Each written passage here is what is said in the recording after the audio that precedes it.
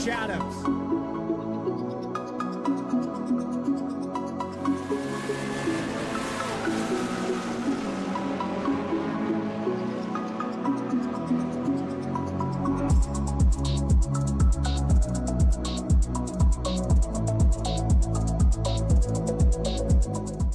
Racing isn't easy, but experiencing it is. iRacing puts you in the driver's seat with the industry's leading sim racing game. Drive on laser scan replicas of the greatest racing circuits from around the world. Go head-to-head against other drivers chosen by skill-based matchmaking to ensure competitive racing at every level. Compete across all your favorite series. In officially licensed cars, engineered to deliver the most accurate driving experience possible.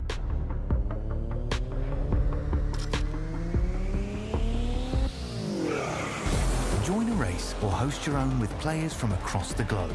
Race against the computer or in a league with friends. Feel the thrill behind the wheel. Visit iRacing.com.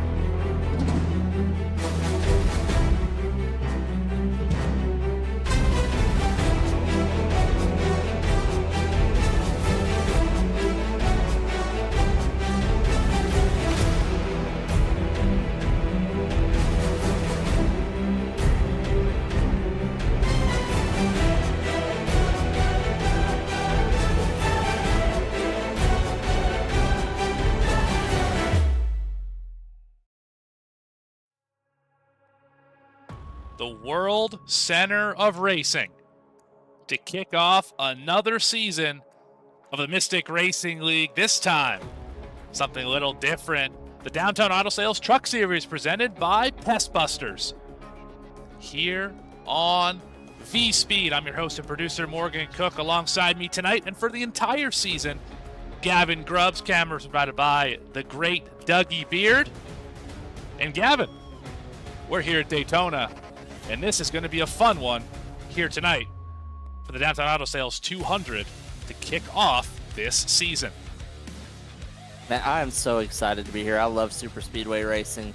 Me and you got a little bit of a preview of super speedway racing the other night, doing some qualifying for, I think, the Mystic 500, but this is a little bit different. We're in the trucks, and we are racing tonight.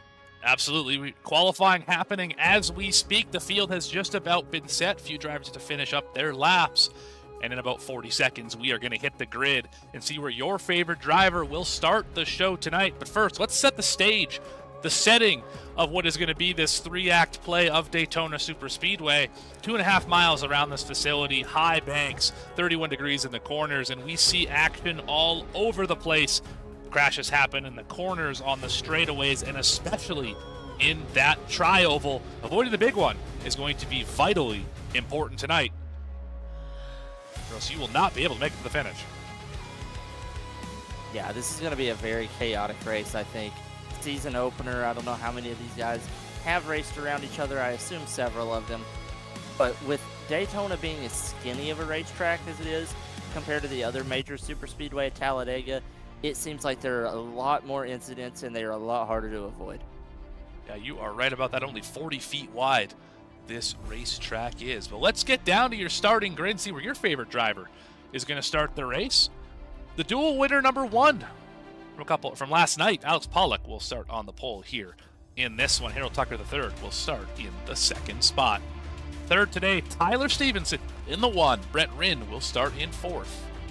5th spot, Joey Beam in the 41. James Sturdivant starts in 6th. Row number 4 belongs to David Wallace in the 08 and Luke Barnes in the 04. In And rounding out your top 10, Zach Davidson in the 01, Dustin Lewis in the 10, or in the 8, they're starting 10th. Now, row number 6, we have Ashton Beam in the 25 starting 11th, and to his outside is Adam Holston in the 48 truck. 13th and 14th is Daytona Cross in the 00 and Zachary King in 50.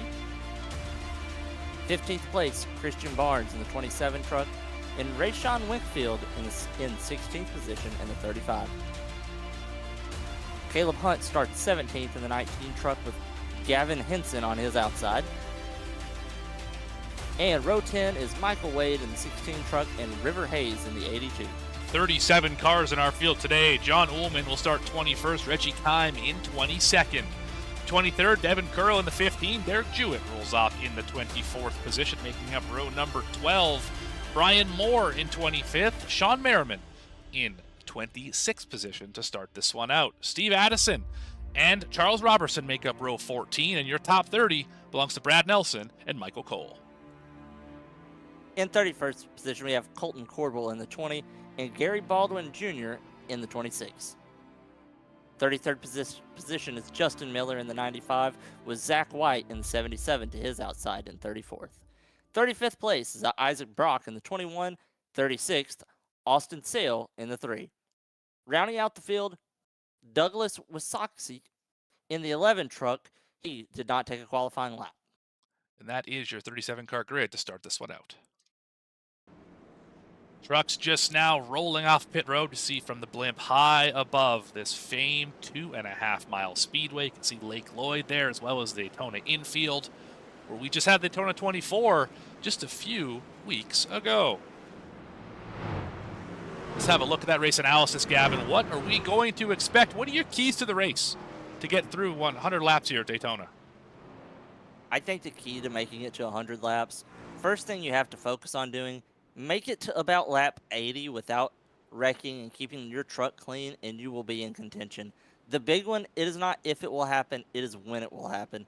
And with 37 trucks in this field, it is going to be pure chaos for a majority of this race. Just got an update from race control. Few drivers not starting the race as they were open. Brian Moore in the 10, Charles Robertson in the 6, Colton Corbel in the 20, Justin Miller in the 95, and Austin Sale in the 3. Open drivers did not qualify their way in, so they will not have a chance to start tonight. My keys to the race: don't speed on pit road. 32 trucks will start these races. That's just an update from race control. Thank you to race control. Do not speed. We saw it many times in the duels last night. If you caught it right here on V-Speed for the Mystic 500, we saw at least 5 or 6 speeding penalties, and that will absolutely ruin your day today. 4 extra tire sets plus the one on the truck gives you 5. You're probably not going to need them. You might want to change tires once, and they may only just be right sides on that pit stop whenever you choose to make that change. Unlimited green-white checkers, which means 15 of them available to you. I hope we don't use all of them, as I don't think we'll have any trucks left if that's the case. And trust in that tier1setupshop.com setup that every single truck is running, and we'll be running them all season long across all 3 of the National Touring Series.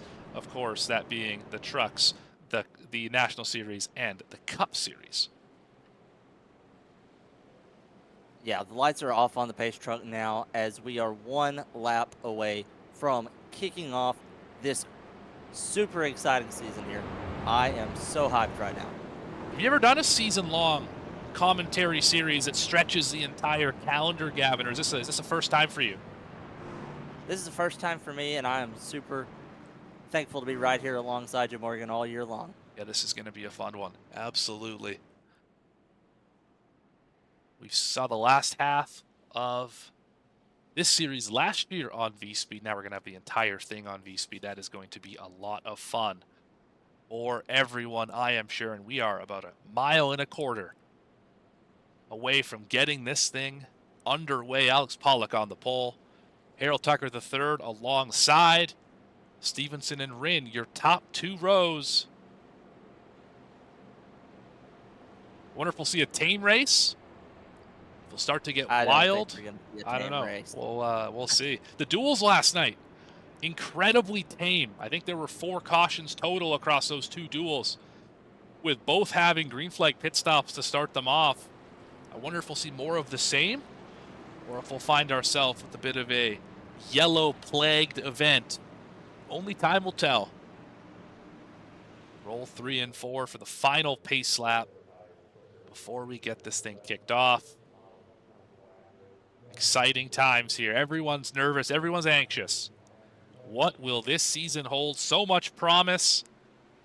Any one of these drivers could be your champion this year.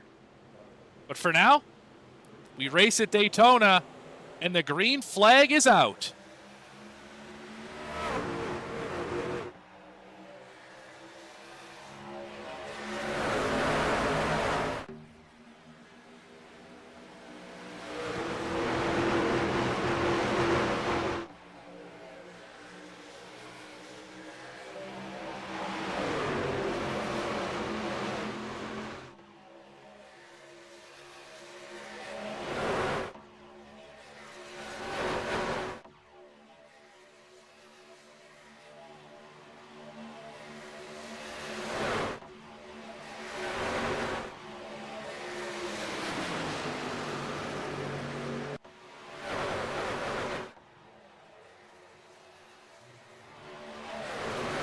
Lap number 1, looks like it'll belong to Alex Pollock, as the bottom lane has 4 cars out in front of the top side.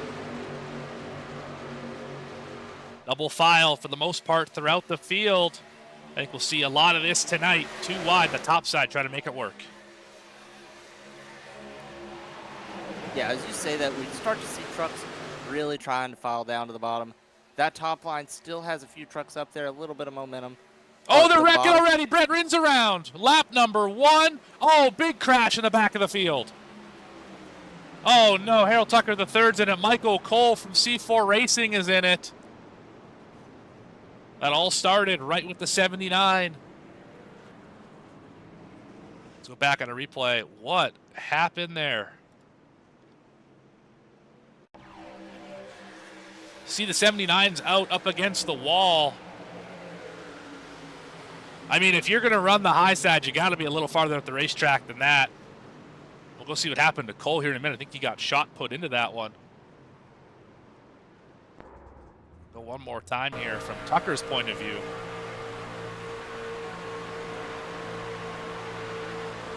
Running up here in the top 10. We do have a fast repair tonight, so none of these drivers are out of the race, so to speak. Yeah, not really sure. He seemed to go down the racetrack a little bit there, right into Rin. Of course, Cole got pushed into this one afterwards. Let's see if we can figure out what happened to the 43 here. Bright yellow truck, hard to miss.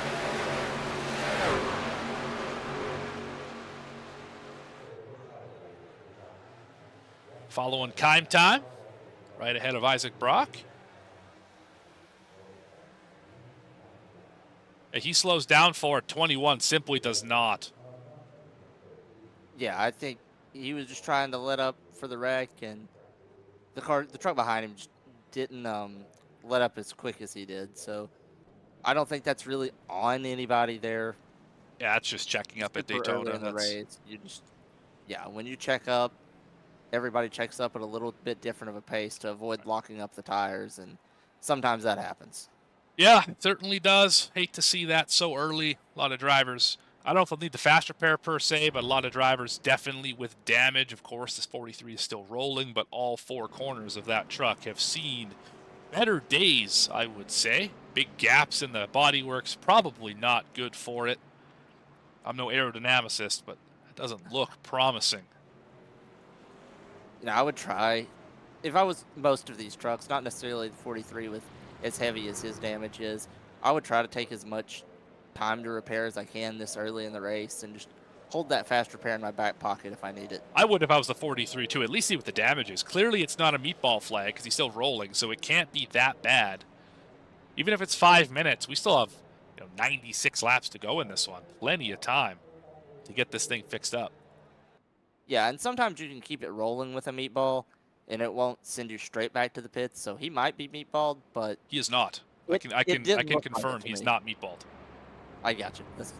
Well, that's good for him then. Absolutely. And yeah, these pace laps, you can get a little bit more than 2 minutes of damage repaired. I think that the pace truck speed is 70 miles an It hour. is. It is. Yeah, usually when I have heavy damage at Daytona, I can get around 2 minutes, 10 seconds, 2 minutes, 15 of damage if I'm lucky. But yeah, so even with heavy damage, I don't think anybody's out of this race, even if they don't use their fast repair yet. Yeah, agreed. I would agree with you there for sure. Just going to see how slow a car is if they are heavily damaged, if they can keep up with the draft, or if they are going to fall back and lose that draft. Got some love in chat. Evan Janik, the best spotter. 97. I'm assuming Evan Janik is spotting for the 97. That's just putting 2 and 2 together there. Alex Pollock behind the wheel of the truck leading this one. That's a good-looking race truck, too. Sure is. Oh, 10 minutes of damage for the 43. You can do it. You can do it. You'll be fine. You know, if you go 1 lap down, you can take 4 minutes of damage, get it down to 6. In this early in the race, he might still be in the spot for the lucky dog. So he's still on pit road. He's going to go a lap down for sure. Yeah, I think that's a strategy here. Is just take as much as he can, right, and stay 1 lap down. For sure. Well, we are doubled up. We will be doubled up, sorry. Pace lights are out. I don't know. Oh, we're choosing, of course. Forgot about the choose. My goodness. Of course, we can choose here. Unlike what we saw in the Mystic 500 duels, where you could not choose. In this series, at the start-finish line, you get to choose left or choose right. Which lane do you want to be in? Most choosing the bottom lane, of course. We saw Holston go all the way up to the lead row here on the high side. I like having a choose rule in any league you can on iRacing. I wish they would implement it on the sim, but I know that is probably pretty complicated to program into it. I would think so. I'm impartial at super speedways. I mentioned this a little bit last night with JP.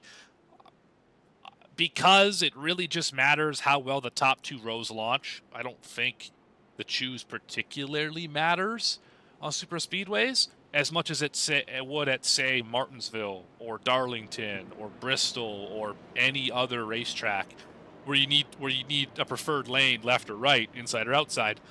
Here, Atlanta and Talladega, I'm not terribly worried about the choose cone.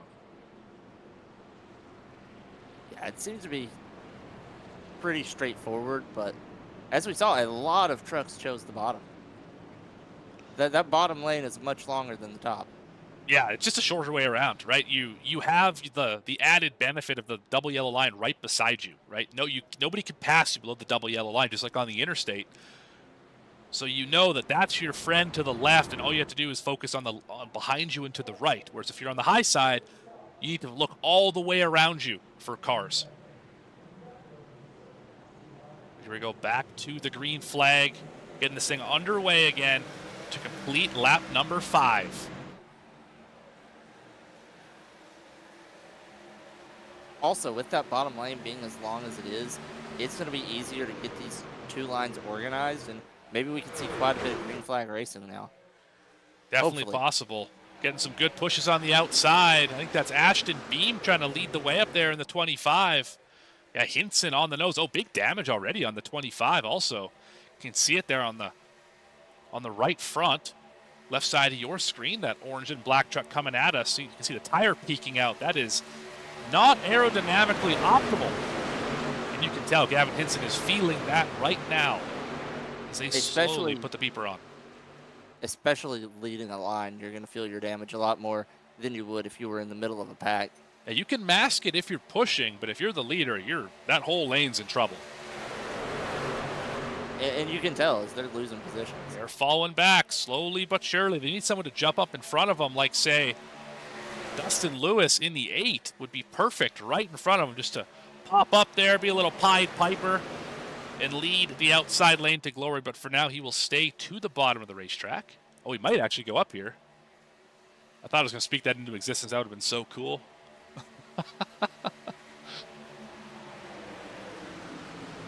But up front, Pollock and Stevenson leading the way. 5 trucks. Make that 6 trucks. 7, now 8 have gotten ahead of the outside lane.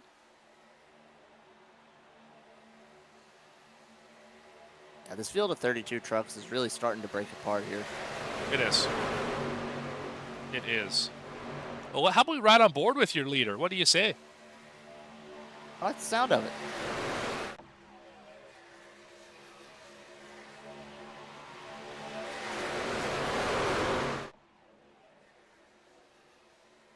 There is the race leader, Alex Pollock. Look at all that Penske stuff he's got there.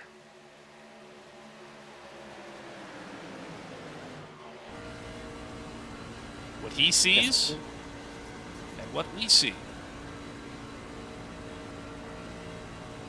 Doing a really good job holding the wheel steady, keeping it from bobbling out of the corners. That's really the only trouble spot I've noticed leading is sometimes when you're the leader, you'll get a little bit of the car behind you will take some air off your spoiler and you get where you dance around a little bit out of the corners. But he's doing a good job holding it steady here, being out front, doing a good job keeping this field single file. Yeah, he sure is.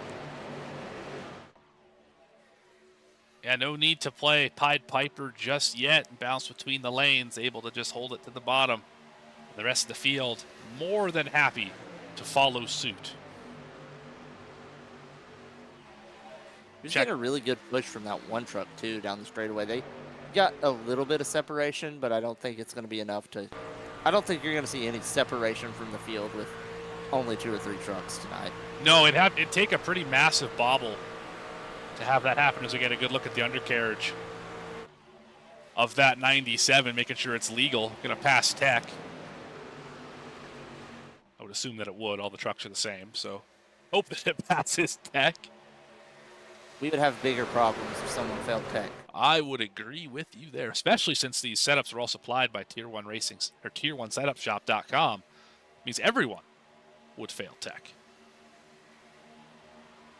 Let's have a look at some of the favorites for this race. Brett Rinn obviously caught up in that accident to start the race off. He is back in 28th, still on the lead lap. Only one driver is a lap down. That is Michael Cole. We talked about that earlier. That truck's still a lot worse for wear than when it started. I think he's fine for now, but if you go 2 laps down here, that is going to be a huge hurdle to overcome, and you're going to have to start taking some bold risks in your pit strategy, staying out away from the pack to try to gain a lap back, and it's hard to capitalize with a risk that big. It is. He is the only truck 1 lap down, so that's okay. Caution comes out right now, and he's not involved in it. He would get that free pass and be back in the race, so that is not an issue.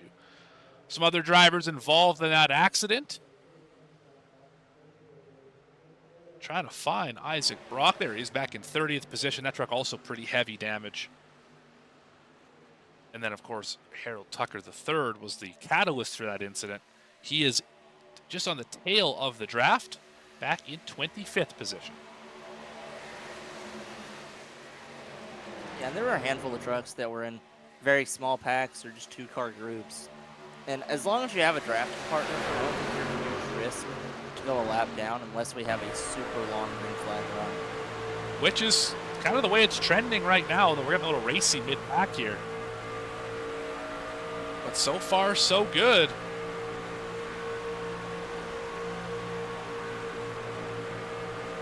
Everyone here knows that it's a 100-lap race, and they seem to be doing a good job settling in right now as we're riding on top of Gavin Vincent's truck.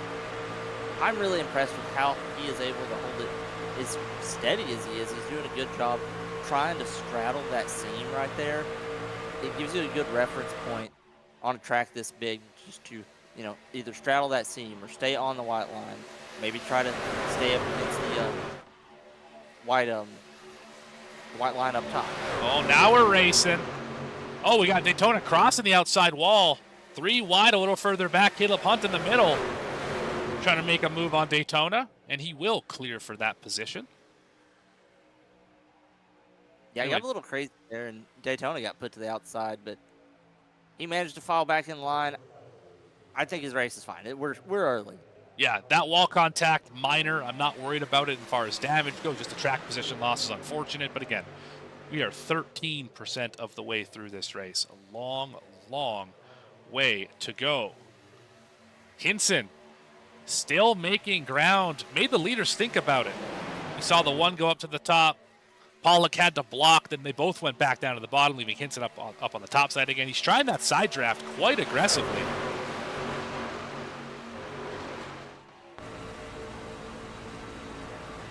I've noticed in the last drafting model, the side draft does seem a little bit stronger than it has before. Yeah, definitely an important tool to use is to get right down on the right side of the driver on the inside, pack some air on that spoiler, and then shoot away back up the racetrack. It slows them down, doesn't necessarily speed you up, but it can do enough to slow that line down. Unfortunately, it also causes a lot of accidents when drivers mistime it just a little bit, get into the door, both to shoot up the racetrack, and of course, the big one occurs. That happens. It can also create checkups and cause wrecks too, because when you're slowing that car down, sometimes you'll slow down both lines. If the pack is big enough and tight enough together, that's when people make mistakes. We're going to see a big checkup here on the top side. There's a pretty hefty gap between the 39 and the 25. See the close up here as the inside line starting to get it back together.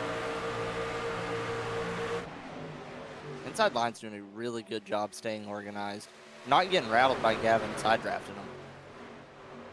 Yeah, it would be easy to slip up a little bit and get into the door, considering how tight the 39 is on the right side of some of those trucks. Completely legal what Gavin's doing, too. There's nothing wrong with what he's doing. It's just if you make contact with somebody and get into them, people usually have words about that sort of thing. Yeah, as we watch, the 43 is about to be 2 laps down. This is not good for him, but he is still the only car a lap down, still in the lucky dog position to get one of those back. That's right. Next car. Oh, as we're 3 wide now. Look at this. Yeah, The everybody 50. checking up. 43 got there, and it created some chaos. It did. Zachary King says, I think I'll take a couple spots. Daytona Cross is still in the fence. Oh, he got into Hunt. Hunt is in the wall. As We of now, stay we're green. staying- Oh, man, that is a tough break for Caleb Hunt. Yellow's out. Yellow is out. Yeah, he definitely got some damage out of that one. We're going to go back and have a look at that. Kind of saw it live here. When Daytona got into the wall, he just jerked it back down off the wall a little bit too hard, and Yeah. I think just a racing deal. Yeah, exactly what happened. Just trying to get off the wall and ended up right hooking Hunt. Oh, we got a crash behind them, too. Is that Devin Curl? The 81's in it? What happened back here? Look at that. Gary Baldwin, let's go back. See, 26 and 81.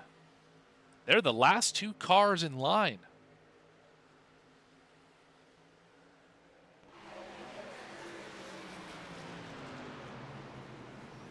Oh, 81 just simply didn't slow up. Right into the back. Yeah, he just didn't check up enough there. Little swap meet down there in turn 3.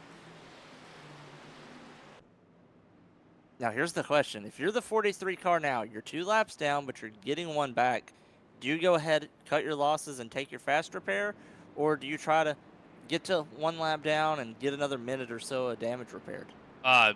Minute of damage repaired. I wouldn't take the fast repair yet. Yeah, the truck's killed. Yes, it's a struggle, and it's going to suck for a while. But if you take the fast repair and get caught up in another accident like we just saw, your day's done.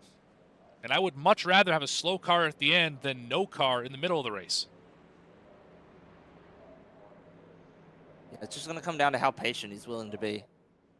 As the one is such a good pusher, they're pushing down pit road. Just a little bit of drafting practice to the next run. Little bit of practice. Nothing wrong with that. See the race off pit road here. Who is going to be the first truck off? Looks like it's going to be the one. Got a great jump. Stevenson will steal the lead away. Yeah, did a really good job getting in and out of the box there.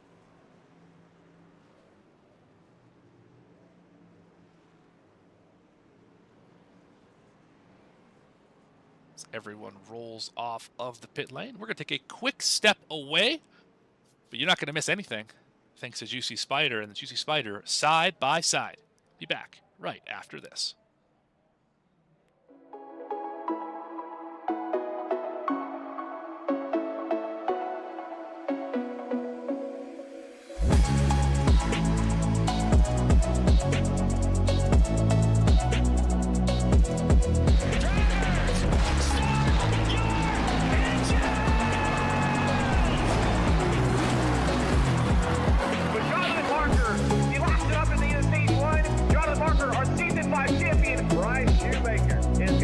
The victory, 128 laps without a pit stop.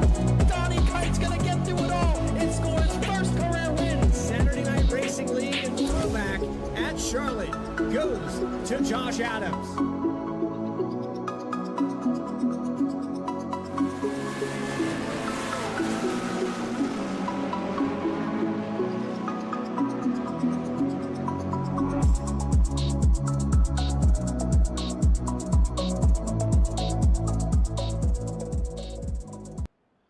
Welcome back here to the Downtown Auto Sales Truck Series presented by Pest Busters.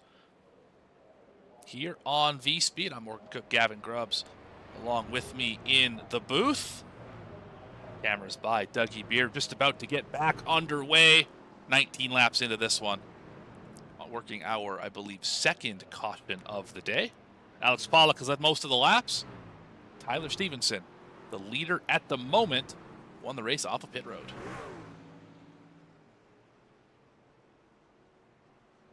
Yeah, and I was thinking about that race off pit road. Being the leader, you're burning more fuel, so I think he just got his truck filled up faster. That's definitely possible. Could have just been the launch. It almost looks like Pollock launched in second gear to not spin the rear tires, whereas Stevenson was able to really push it and launch in a lower gear. That's almost what it looked like, but I don't think it really matters. All things considered, whereas Daytona, they're both going to be in the front row. They both have just as good a chance to be the leader once they hit the exit of turn 2. We've seen the bottom lane be stronger so far, but this restart, it looks like the lines are going to be more even. In numbers, anyway. Definitely possible. Now there are 2 trucks, 1 lap down. Caleb Hunt just left pit road. Clearly a lot more damage on that truck than I thought. And Michael Cole did elect to use the fast repair, so that truck is tip-top shape, although 1 lap down. Yeah, we talked about it before the break. I kind of agree with his decision. Now he's not the only car a lap down, so having a repaired truck, he's more likely to get the lucky dog. It's a gamble. It's absolutely a gamble.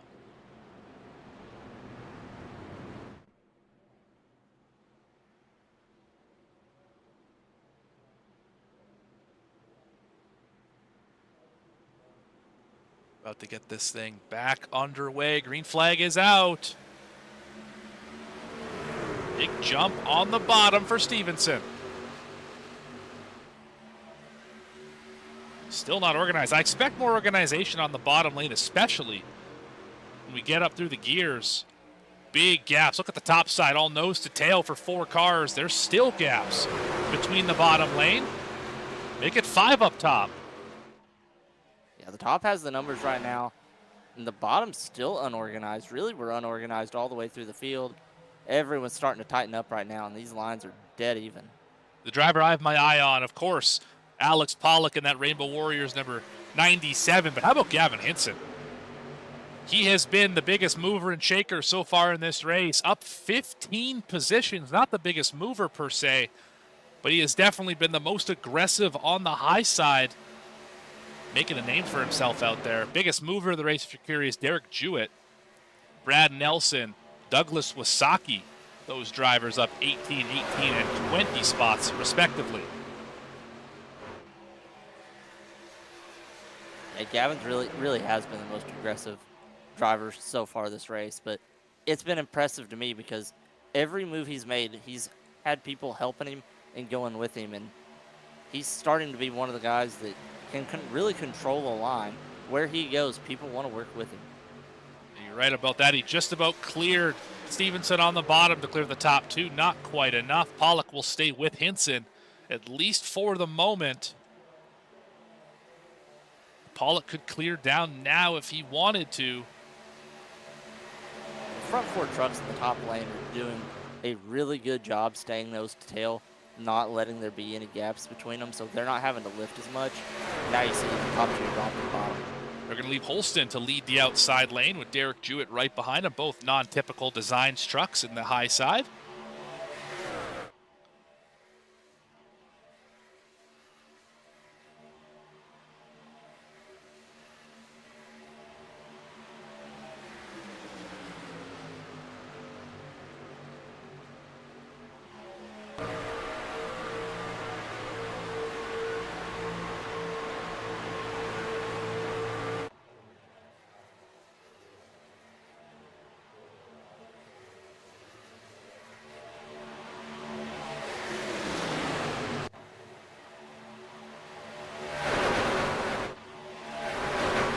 Listen to that roar.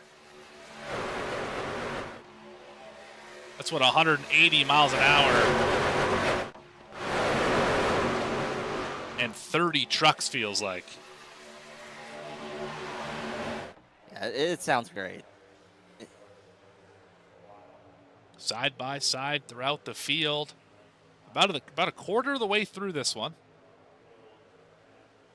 I think only one driver elected to not pit under that last sequence, and that was James Sturdivant, the 67. It's like every other driver came down pit road except for that 67.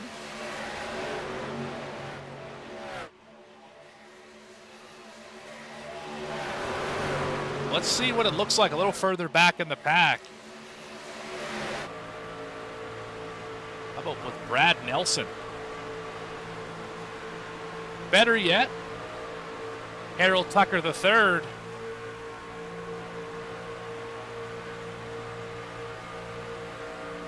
With another driver cam. There's our man Trey.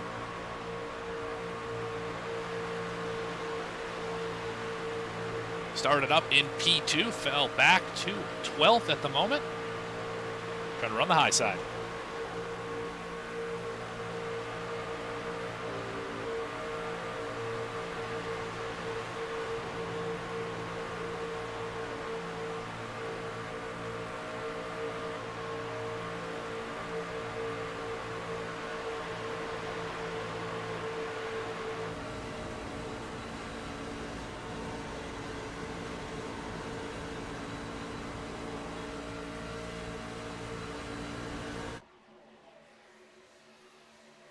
Yeah, these guys are locked in, focused, every one of them. Have to be. When you're running this fast with so many drivers, any small mistake could cause you to wipe out a bunch of trucks. And as we did that onboard, we had a big change. Oh, big sideways moment. Jewett just about went around off the bumper of his teammate, Adam Holston. Here comes Ullman up to the front. That would be a move that wins you the race. He led that lap by about 2 inches over Christian Barnes. Now this top line seems to be faster, but when they get to the front, they drop down to the bottom. You would almost think if the guys up top would stay in line once they get to the lead, that top line can truly pull away, but no one wants to be up there, even though it seems to, as far as the last few laps anyway, be moving faster. Yeah, right about that. And that's a good call, Chad. I don't think Trey blinked that entire onboard segment. Eyes wide open, laser focused, as you said, Gavin. Not a single blink in there. That was wild to watch. Speaking of wild, that 18, Sean Merriman, that truck, that guy's sawing the wheel right now, trying to keep, with Trey pushing behind him. Just about had a moment there off of 4, able to keep it pointed in the right direction.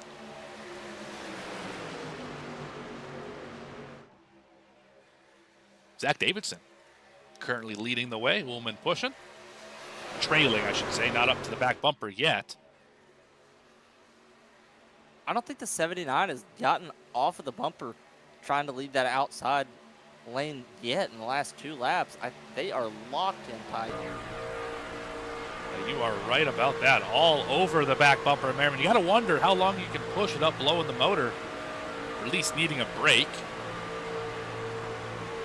Yeah, he's trying to poke the nose out a little bit on the straightaways, I've noticed, but I don't know if he's doing it enough to be getting air in. Clearly he's doing enough, or he would have pulled off by now. Yeah, there he's going to get out to the side. Because it doesn't make sense to blow the motor up this early and waste a fast repair.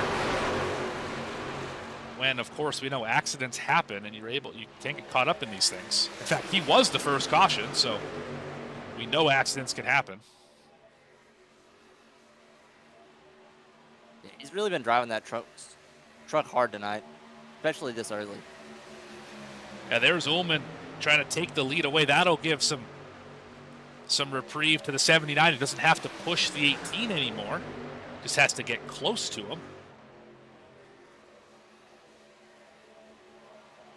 Ullman gets the shot off at 2.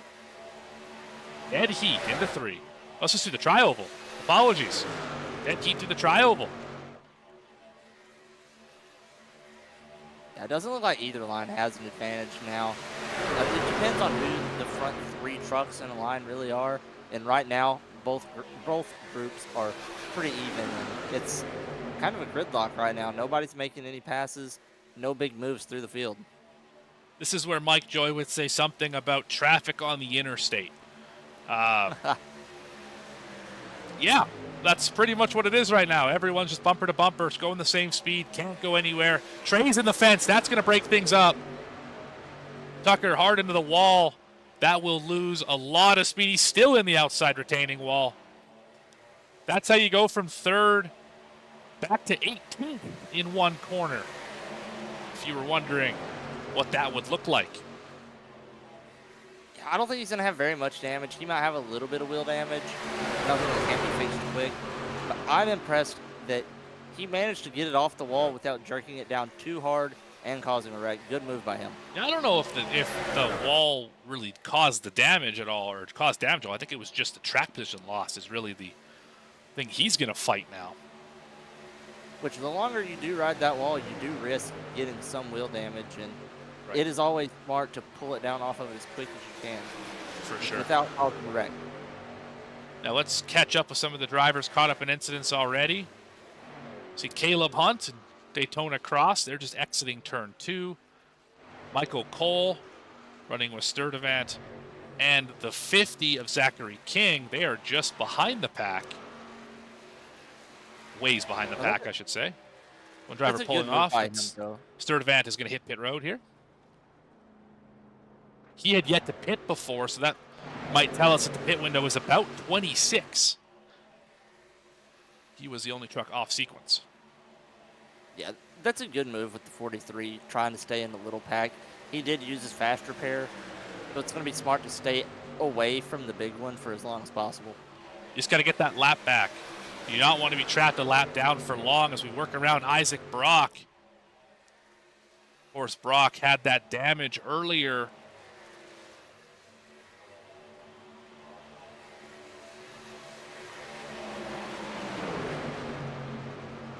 Oh, big wreck behind him.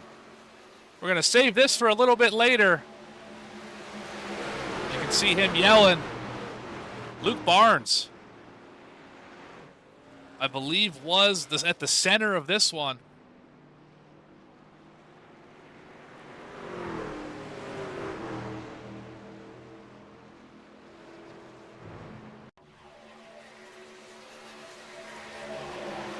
Yeah, the 41 tried to give too much room to the truck on the outside, got the 04 a little bit out of shape, and if that's all it takes to cause an accident like that.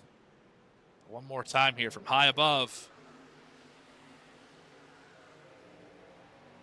Did the 21 manage to avoid contact? That's going to be the real question, because if he made contact, he won't be the lucky dog. Yeah, we'll see here. I think he was... Oh, he did avoid contact. good for him. Good That for is him good. is right. That is great luck for him. He's going to be back on the lead lap. Should be. Find out here in just a moment if that is the case. Third of the way through this one, Zach Davidson leads.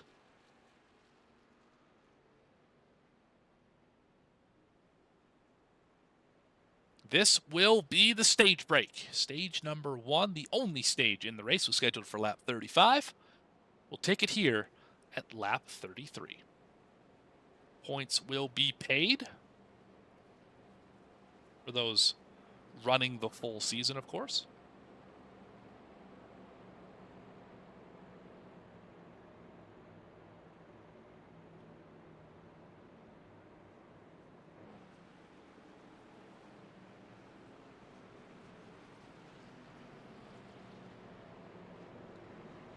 I would expect to see drivers hit pit road here.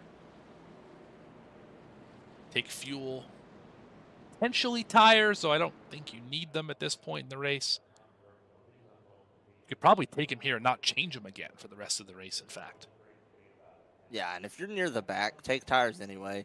You're not going to lose any spots. We got Max Cost in the chat saying hello. It's been a while, Max. It's been a while. You enjoying yourself here? The Downtown Auto Sales Truck Series, presented by Pest Busters and powered by Tier1SetupShop.com. Because I know we are. It's been a great time up here in the booth. Me and Max have ran a league together for a long time. We have had some really good battles. Me and him, I feel like, are pretty similar on pace at most tracks. So we race around each other a lot. He's a fun guy to race around. Absolutely. I raced with him in Saturday Night Racing League, their Challenger Series. Had some good battles in the season and a bit that I raced over there. Pretty good little wheel man, Max Cost is.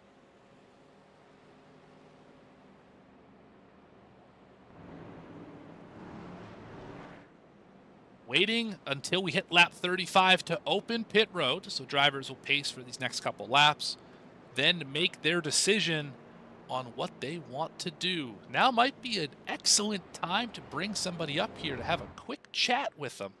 We'll see if we pass pit road this time, and then we'll maybe go find a driver to have a conversation with. See who's around and bring them up here in the booth.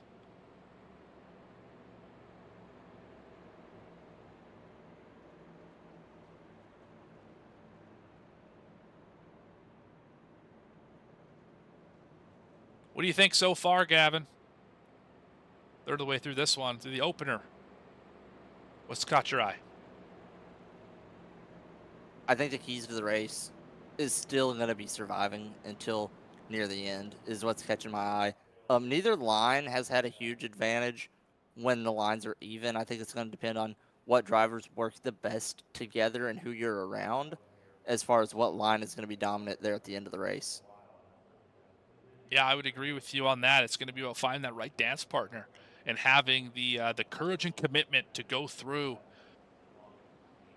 with whatever move you need to make happen. All right, well, we're clearly not going to hit pit road this time. Let's go find a driver, maybe have a chat with them. How about the driver who's led a lot of laps, including starting on pole, Alex Pollock?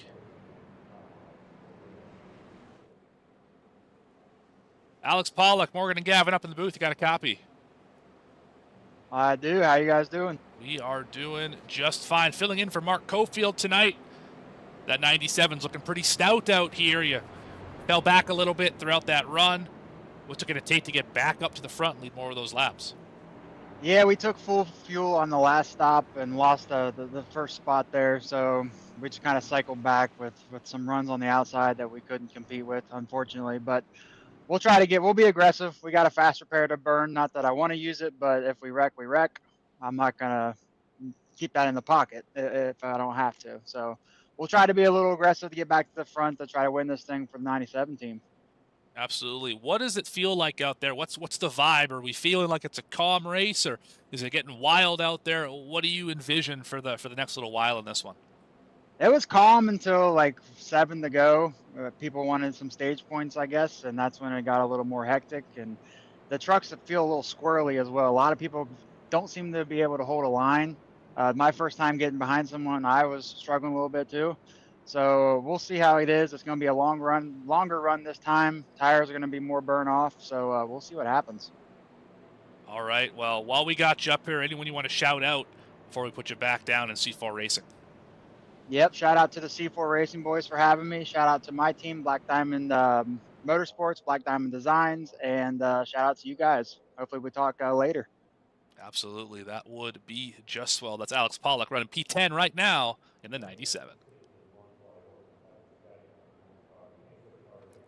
I believe should be pulled down to pit road here in mere moments. Some drivers electing to hit pit road. Yes. No. Gavin Hinson says, I will not do that. In fact, he faked it. Stay on the racetrack. While we have a moment, let's look at some other drivers, see what their driver cams look like. Let's look at Michael Wade.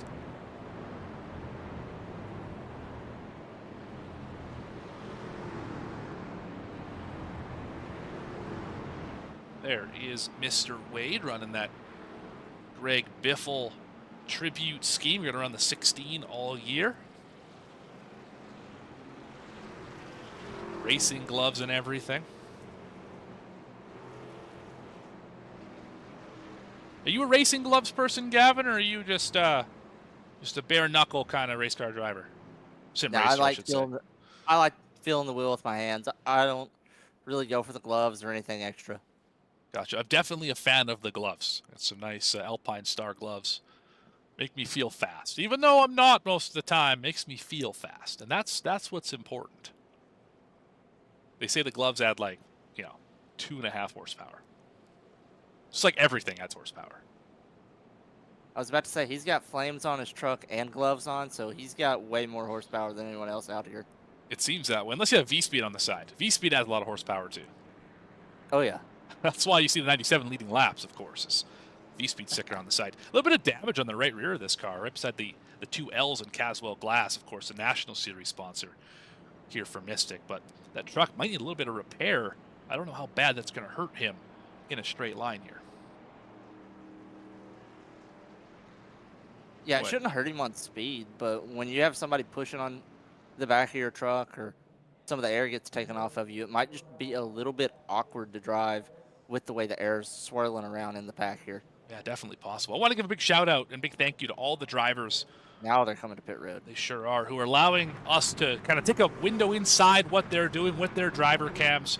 We have 8 of them on tap here, 7 of them, sorry, on tap here. So appreciate all those drivers for giving us that window that we wouldn't normally get to see. We are going to do our best to get to every single one of them throughout this show. Yeah, as we were taking a look at those, talking about those driver cams, we got to see a few guys that were a lap down stay off pit road. They're going to get the wave around. They're going to be a few laps off of the fuel strategy for a little bit. But if there's a caution, everything should work itself back out to normal, and they'll be on the lead lap. I would agree. To answer some questions in chat while we were doing that rundown with Michael Wade, there are 32 trucks in this field tonight. And yes, V-Speed gives you the extra V, so you get a VV8. Much speed in these trucks. Should be ready to go racing here in just a couple of laps. Been a fun one so far. Yeah, it's been great. And here's the 2 trucks staying out, taking the wave around. It looks like it's the 43, and I believe that is the 67. Yeah, Sturdivant. We saw him hit a few laps before the caution. Yeah, he's well off sequence. Well, I should say 5 laps off sequence. It's not all that much. Michael Cole is 19 laps off sequence. He's banking on a quick caution, or else he's going to be in a much worse spot than he is right now. He's on the lead lap for the moment because, as you mentioned, of the wave around. This has been a pretty long caution, and he was in the back of his line, so he was probably saving the most gas. So I think he can make it a few laps more than we think on fuel, but he still does want a caution pretty quick. Yeah, he's only got, I would say, up to 10 laps at the most before he is in a much worse spot than he is right now. I believe we choose this time. Let's see if that's the case or not. Yes, it looks like we are choosing. Ooh, bit of indecision for the 35. Not sure which lane he wanted. Race control will have to make a decision about that one. Yeah, it looks like 3 more cars in the back. They're going to come either fill up a little bit more on gas. That's what it looks like they're doing. Doesn't look like they're taking any more damage because one car pulled in and out really fast. I always like the idea of topping off in this situation if you're further back in the field. I wouldn't give track position for it, but that extra lap or 2 of fuel could be the difference in winning or not. Am I running any races this year? Well, that is a fantastic question. You will see me run a good number of the Mystic Racing League Caswell Glass series on their national series, typically on Thursday nights. Maybe in the one tomorrow. We'll see about the broadcasting schedule, but I do plan on running a good number of the B car races this year. Who is in the 41? That would be Joey Beam, driver of the 41. Having a solid run, exactly where he started. He's been really consistent tonight. He's done a good job controlling the truck, and he hasn't fallen outside of really the front group at all, I don't think. Ran pretty well last night also in the duels. Both Beams did, for that matter. Going back to those similar schemes, too, so it was very easy to tell that they were both of the same last name. You were saying, Gavin? Going back to those trucks that took that little bit extra bit of fuel, and it shouldn't make a difference here, but when the fuel tank is full, the back of the car sets a little bit lower, and more of the spoiler is covered by that back windshield, and you're going to get less downforce and a little more speed on the straightaways, too. Ooh, that was an aggressive lane change by the 01. Remember, can't move up before the start finish. That will get reviewed.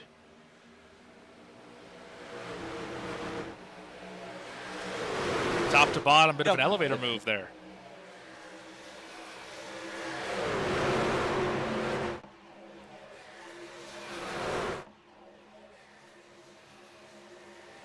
Now looks like he's giving up the position, so. Yeah, I think that was an illegal restart. Zach Davidson going to fall back throughout the field, give them all up. That is, yeah, black flag issued to the 01. Illegal lane change to start the restart. That's going to give the lead to Gavin Hinson for the first time tonight. Got his Waterforce teammate right behind him, and Brad Nelson. And here comes Holston. Really good run by Holston, but he's got quite a bit of a gap to the first truck behind him. If he can hold the momentum enough to get even to Gavin, we can see these lines get kind of gridlocked here as they side draft each other. That 2 by 2 by 2 all the way throughout this field. Well, Max Cost made his pick tonight. It's Joey Beam. Who are you picking, chat? Who are the fan favorites out here? Let's get him some extra airtime. As Holston clears for the lead. Brett Rinn. This driver was caught up in an accident to start the race. Brett Rinn up here running in second position for the moment.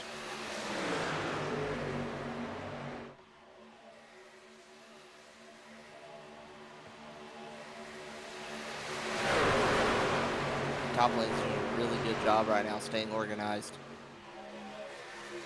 As I say that, there's a little bit of separation between Rinn and the 9 truck. Get another on board here, this time with Brett Rinn. Leading the outside lane.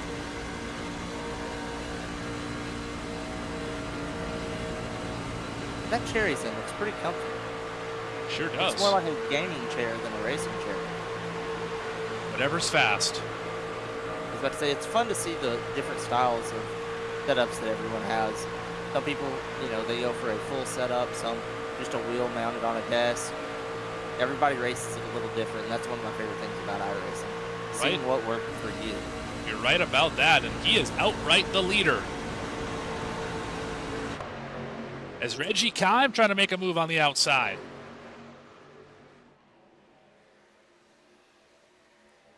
I think it's Kime time. I think it is Kime time. You're right. That is the superpower of the 9 machine. Super speedways always seems to have a knack for them, show up when it matters. And as we approach halfway, the 9 has made his way towards the front. The top line keeps seeming to pass the bottom line, but whoever's up top just wants to drop down to the bottom. I really think, and I said this earlier, that if they would stay organized up top, they could get 3, 4, or 5 cars past the leader of the inside line and move this race up to the top line instead of the bottom. Instead of the bottom. Right about that. This is one of those cases of be careful what you wish for. We got a bunch of people in chat requesting various drivers. Love to see it. Thank you, everyone. We got 30 people hanging out watching us here on V-Speed right now. If you haven't already, please take an opportunity, like the video, subscribe to the channel so you don't miss a moment of the racing action. Right on board with Dustin Lewis up on the high side, P9 right now. Hinton on the inside, and right behind Alex Pollock.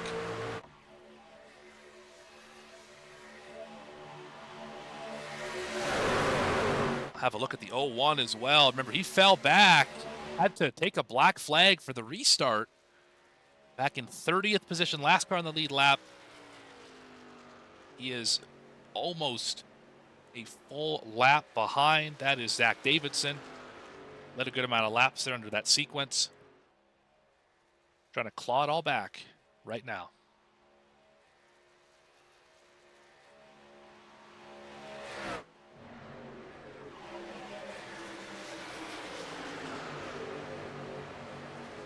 Christian Barnes, last season's champion. Another fan favorite, of course. In fact, won the championship in all 3 of the NASCAR series last year. Something that I have never seen before. I mean, that is just an unbelievable feat for the driver of the 27. To go to Homestead and clean up all 3 races.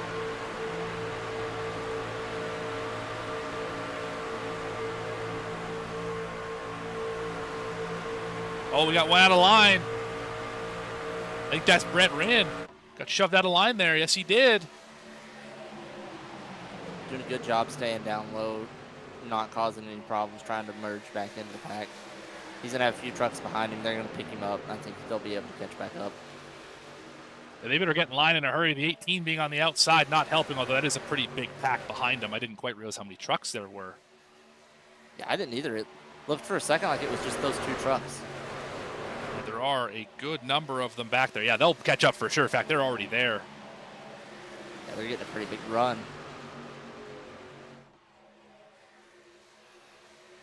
Fast lane, Luke Barnes on the top side. Zachary King giving him a push. Oh, they just about got disconnected. Oh, man, that was almost a moment there. King can't quite decide where to go. Going to get shoved out of line by Pollock. He'll take the bottom in front of Kime. Pollock says, make a decision or I'll make one for you.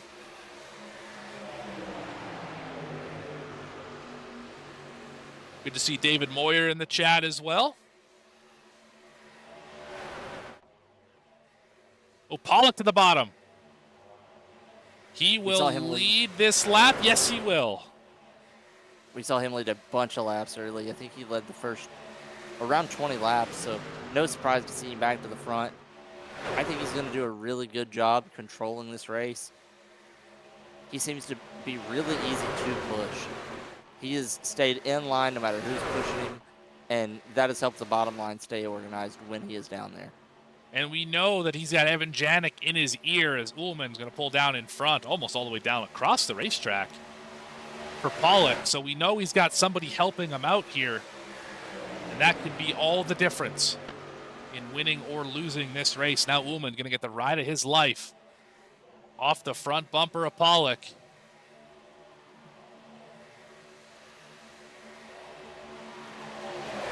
But Luke Barnes continues to lead the way on the high side.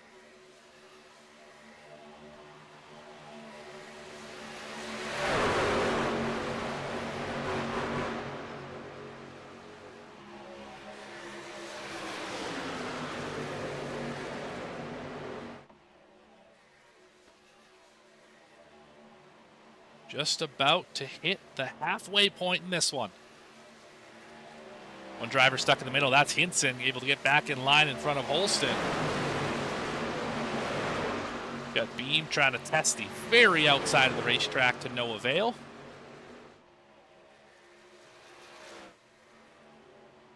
As most of the field is just lying in wait. Just like our next onboard. One we tried to do earlier before things got a little bit hairy. That, of course, is Isaac Brock.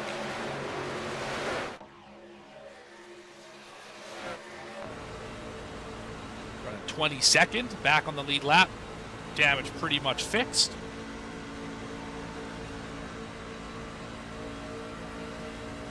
Just talking but here, I think he has a spotter or a crew chief in his ear too.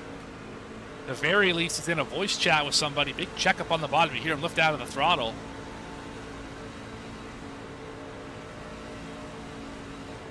Most of these drivers are likely in a voice chat somewhere, getting information about what's happening in the race. There's that 21. Just hanging out, waiting for something to happen.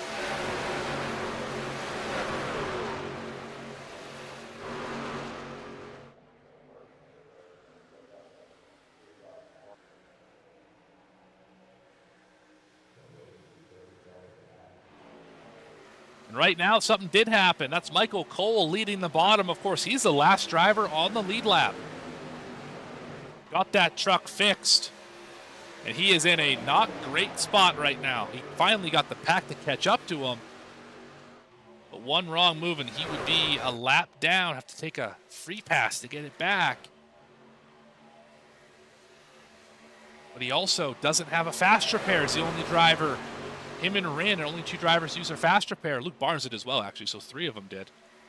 So he doesn't really have an opportunity to mess around too much and throw blocks. He's got to be safe with that 43. Yeah, you can't throw any crazy blocks, but you have to be. You don't have to be aggressive. He'll be in the lucky dog spot, but you don't want to have to use a lucky dog. That way you can catch back up to the pack and be in line with everybody. You don't have to take an EOL if you aren't the lucky dog. It's just a lot better of a position to be in, being on the lead lap when the caution comes out. Yeah, absolutely right. A lot easier, a lot more avenues to do well when you're on the lead lap.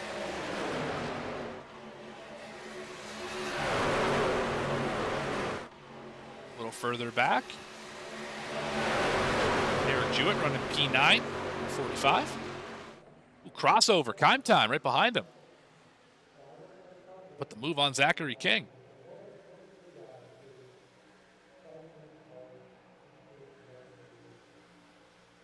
And then Mr. Caswell Glass himself, Brad Nelson.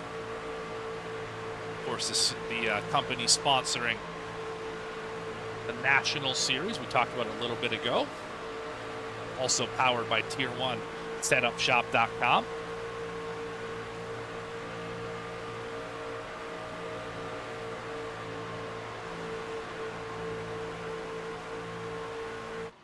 Oh, we are about to have something happen here. We are 3 wide. Oh, for a moment. I think they worked it out. I think Holston and Jewett are trying to get Daytona Cross out of line so they can get around them. Go work with that 41. You see the big gap as the inside line checks up in a big way. This is not going to help Michael Cole's chances. Yeah, you got to wonder what's happening down there that caused that big checkup. Just like the 43 had a lot less speed than the outside line. Might have got side drafted. If he did, it was in a huge way. Because we're about to have a race for the lucky dog going on with the race for the lead. You're right. Well, Max, the only way to race against these guys is, well, to race against these guys. Join in. Check out racemystic.com. You can find yourself the way in here. Oh, 3 wide. How about Michael Cole making that aggressive move to keep the lucky dog spot? Oh, they're 3 wide. They push the 0-1 out of line. Oh, they're wrecking in the backstretch. Oh, my goodness. They're not quite wrecking yet. How did they not crash? They're 4 wide still. We're seeing some 3 wide, some 4 wide, some below the yellow line. The 0-1 can't hold it down there forever. He did get back above it. He did get it back above the line. That broke the pack up in a big way. Yeah, the pack's broke up here, but we're going to see it get back organized once people, in the back get runs to the front. And that is when you can see some risky moves made because you're going to have huge runs. You're going to make bold moves, and that's when mistakes happen. Yes, 43 is a lap down. You're right. Just trying to keep that lucky dog position. He's able to get around the 0-1 with that aggressive 3 wide move. Oh, almost wrecked for Jewett. That truck was sideways. That's not the first time I've seen a truck sideways off it, too. I'm wondering if these right rears are starting to wear out for a lot of these drivers.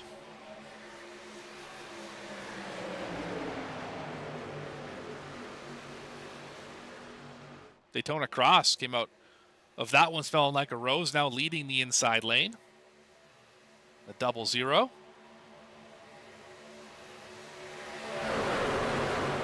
The cars that aren't in this lead pack are still having some trouble getting organized. You see a lot of 2 and 3 car groups back there that aren't quite developed into one singular pack yet. And that's going to hurt their speed.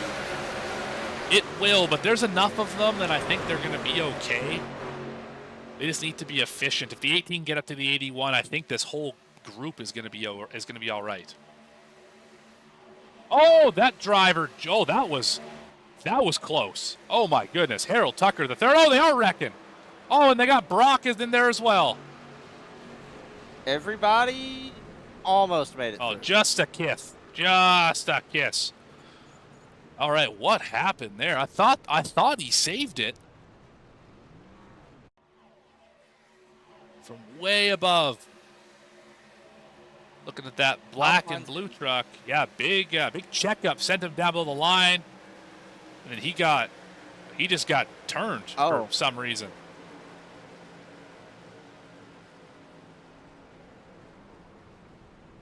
Pretty good job by drivers to avoid them. I don't really know why that happened. Try it one more time here.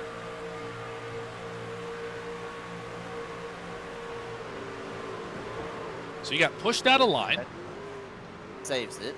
And then just don't know where the 82 thought he was going to go.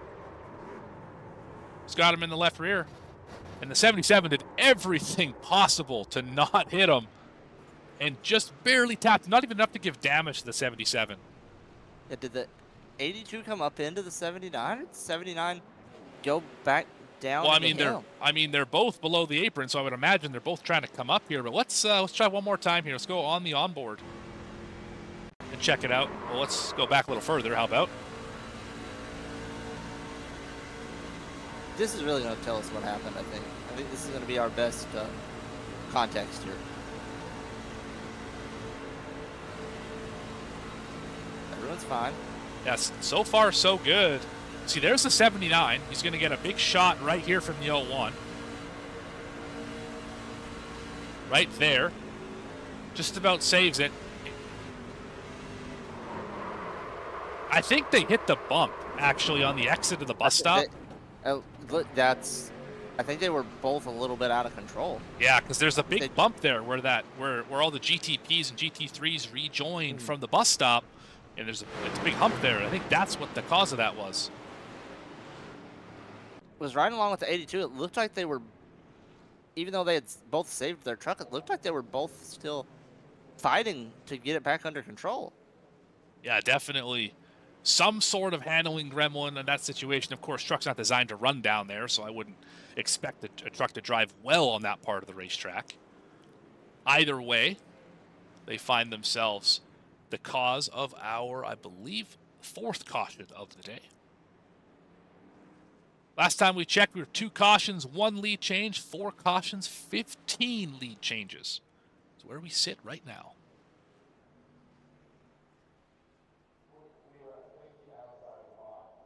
Just over 40 laps remain in this one. The way a lot of these trucks were handling, I feel like if there was a time to take a set of tires, this would be the caution to do it at. Definitely possible. I would be curious what the tire strategy is like right now.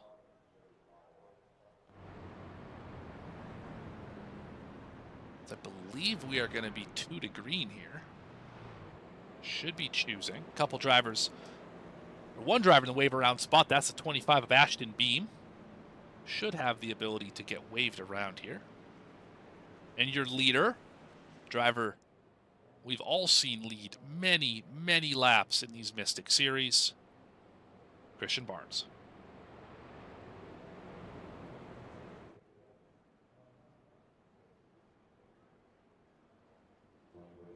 Believe we'll choose.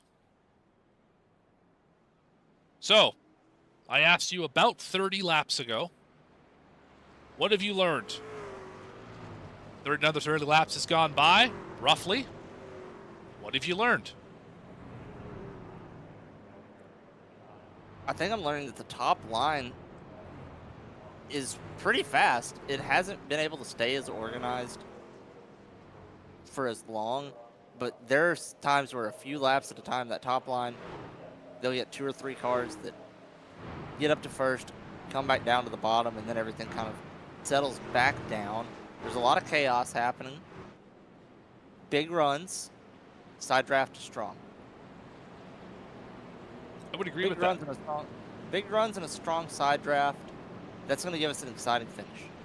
Yeah, it certainly will. We've seen it already. We saw Ullman pull a move just to lead a lap earlier where he was able to side draft from about a quarter car length back and get alongside all in the entrance of the tri-oval.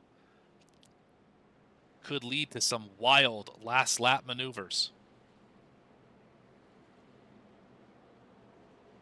I think we're learning who have these tier1setupshop.com powered trucks dialed in, who's figured out how to manipulate the setup, at least on the racetrack, to be faster, who's under control, and who are good pushers and leaders. I think we're learning that.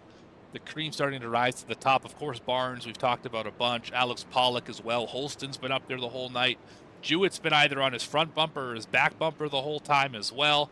We see Michael Wade now in the picture in the 16. Dustin Lewis has been quietly in the top 10 all night. I mean, the list goes on. The one led a bunch of laps, or was second for a bunch of laps. That's Stevenson. We're starting to see these drivers who we expect to be good here up at the front of the field. And of course, the one who is named Daytona is on the front row.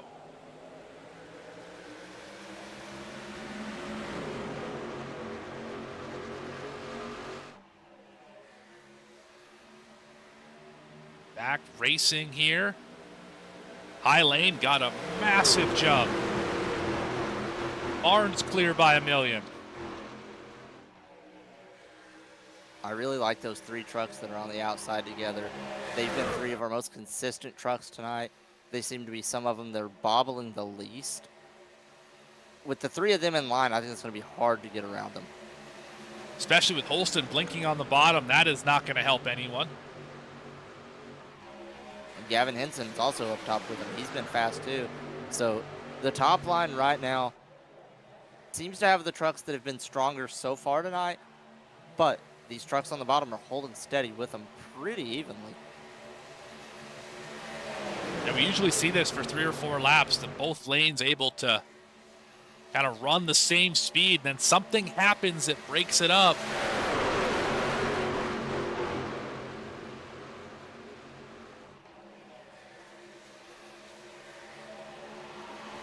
Depend on who can make the least mistakes. And whose line can make the least mistakes. It's not even about being an individual at this point. It's about the collective group. And Cross losing a little bit of speed here. Pollock's going to try and help him out and take over the point for the bottom lane. He will lead as they get through the center of 3 and 4. Dead heat off of 4. Cross out of shape. Outside line prevails at the line. Yes, give it to Christian Barnes for a moment.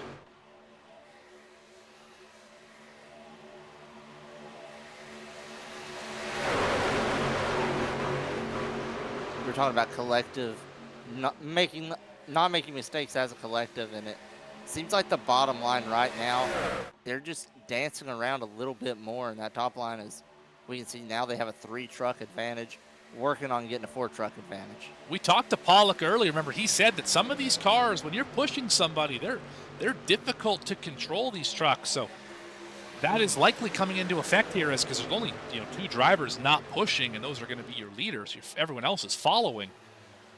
So if the truck doesn't handle well in dirty air, that is going to make it difficult the rest of the way.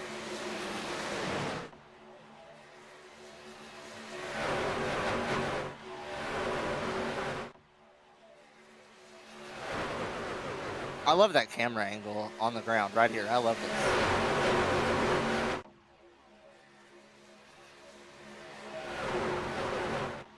That's what you get when you go with Dougie Beard cameras. Absolute quality. Shameless plug. Watching V-Speed here with Morgan and Gavin up here. Cameras by Dougie Beard, of course. The Downtown Auto Sales Truck Series. Powered by Pest Busters, as well as tier1setupshop.com. Oh, 3 wide, a little further back. We got the 01 in the outside wall.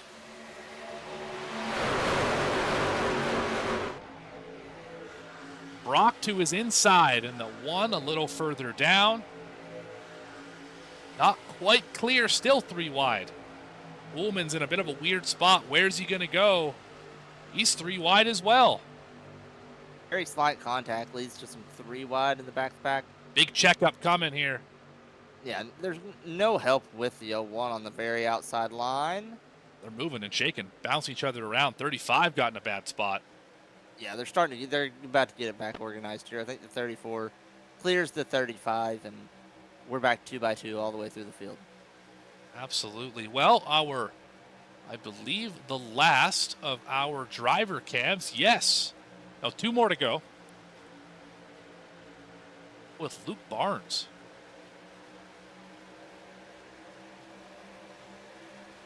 There's the driver. There's the in-car running P2, pushing Christian Barnes. I don't know if there's a relation. Not sure. I was about to ask. I don't know. I think not, but chat will let me know if I'm wrong. They're really good at that. As Michael Wade in that Biff throwback gonna take the point for the moment. Oh, out of shape just ever so slightly.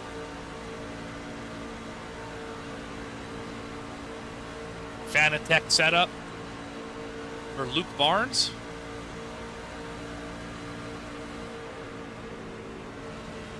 Something happened. Caution is out. Caution is out. Not sure where it was. A lot of drivers getting black flags. Let's see if we can figure out what caused this. I think it happened right here. Yes, it did. How's that for picking a car at random that happened to be the cause of the incident? Yeah, good job picking it. And I think that's what all the black flags were, is as the wreck happened, it pushed a lot of trucks down to the end of pit road. They clipped through the very end of pit road. So I think a lot of those black flags are going to get cleared since they were just trying to avoid a wreck. In fact, all of them are gone. So it's the 08, the 01, and the 34. Yeah, big checkups. 34 got hit from behind from the 35, clipped the 08, and then they all went for a ride. Tucker's in it. He didn't hit anything. Yeah, let's ride on board with the 34 of Ullman. Probably got the worst out of it with the 01. Bush and Davidson just barely got out of shape and clipped the 08. You see, there was a checkup in front of him. He just had a little bit too much momentum. Didn't want to hit the brakes in a pack, which I understand. There's cars behind you. You don't want them to hit you, but just a little bit too big of a run in a bad spot. And then backed up in front of the 01. Just a kiss. Just a kiss. That's just bad luck right there for both of them. And then here comes Caleb Hunt. Of course, that truck's still heavily damaged. 1 lap down in 31st. Oh, and there's the 26 has gotten spun in the middle of the backstretch. That is less than ideal. Let's see what caused the 26 to go for a little excursion. I see a truck behind him blinking. Maybe that has something to do with it. I think he's caught up to the pack too fast, had to bail. Yes, that's exactly what happened. Did the safe thing and spun it out to the inside to avoid hitting David Wallace. It has been confirmed there is no relation between the two barns. Looks like the whole field's going to pit here. Seems that way. Should be fairly close to making it on fuel. I think we'll only have to stop one more time. I would agree with you there. Well, how long were the I don't runs? think I agree with you, actually. I'm gonna revise that. I don't think we can make it. I think about 26. No, I think we can make it. Yeah, I was saying we can make it on one more stop. Oh, okay, probably. one stop from here. Yeah. I thought you were saying this was the one stop. Yeah, okay. Understood. No. Yeah. Understood, Chief Strategist. Understood. I was thinking the runs were between 25 and 30 laps, so. Yeah, I think 26 is our magic number, so definitely think we need one more stop here. Yeah, and if you top off with fuel the next time around, save as much as you can, you might be able to make it, but this is Daytona. I don't see there not being another caution this late in the race, so I think you just need to pit as soon as you can next time around when there's a caution. Yeah, I would agree. You don't know how many more incidents you're going to have and how many more opportunities to take a pit stop when everyone is slow. Definitely with you on that one. Only exceptions, I would say, are if you need to get a wave around. Now would probably be a good time to attempt that since there was only about 10 laps on the run. That's enough time to maybe catch a caution. But that's the only exception, I think, to wanting to pit right there.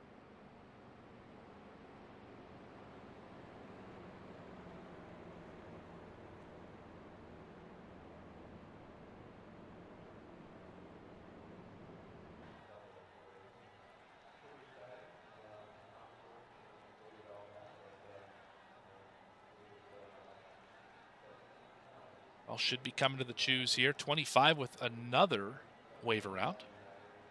Really making use of that rule. Nothing wrong with that, Ashton Beam.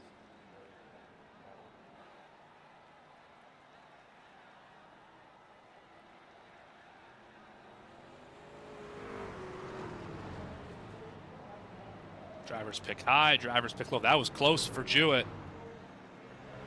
Basically, you can't be on that black seam when it crosses the start-finish line. That is the choose cone, so to speak. Jewett was very close, but I believe he was legal.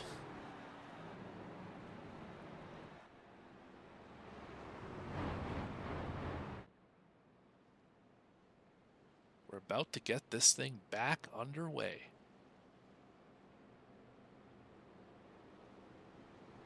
And how about Caleb Hunt back on the lead lap? Finally got most of the damage fixed, so a little bit on the right front. That's an issue. He is the last of our driver cam drivers. We'll show him during this next run. I want to thank all 7 of those drivers. Oh, is Barnes dropping back? Luke Barnes, did he maybe get a black flag for a choose violation? That's what it looks like to me. Well, he's got 30 laps, just over 30 laps to get back to the front. Seen him a lot of speed in that 04 truck tonight. Yeah, as much speed as he has, it's not ideal to be penalized, but I would be more worried about being where the big one is than I would be not being able to pass trucks. Agreed. Speaking of the big one, and actually the lack thereof, I know this is probably going to jinx the show, and apologies everyone in advance. We are almost 70 laps in. Every single one of the 32 trucks who started this race are still running under their own power.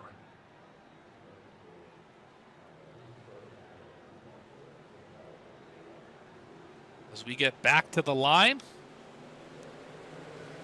Oh, Daytona Cross did not go. Outside line in shambles. Inside has a massive advantage.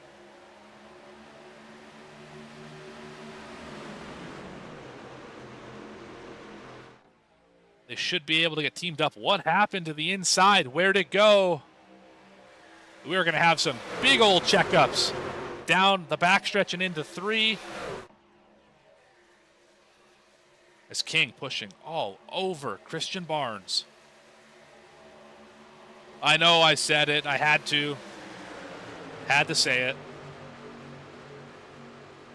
Fields back together.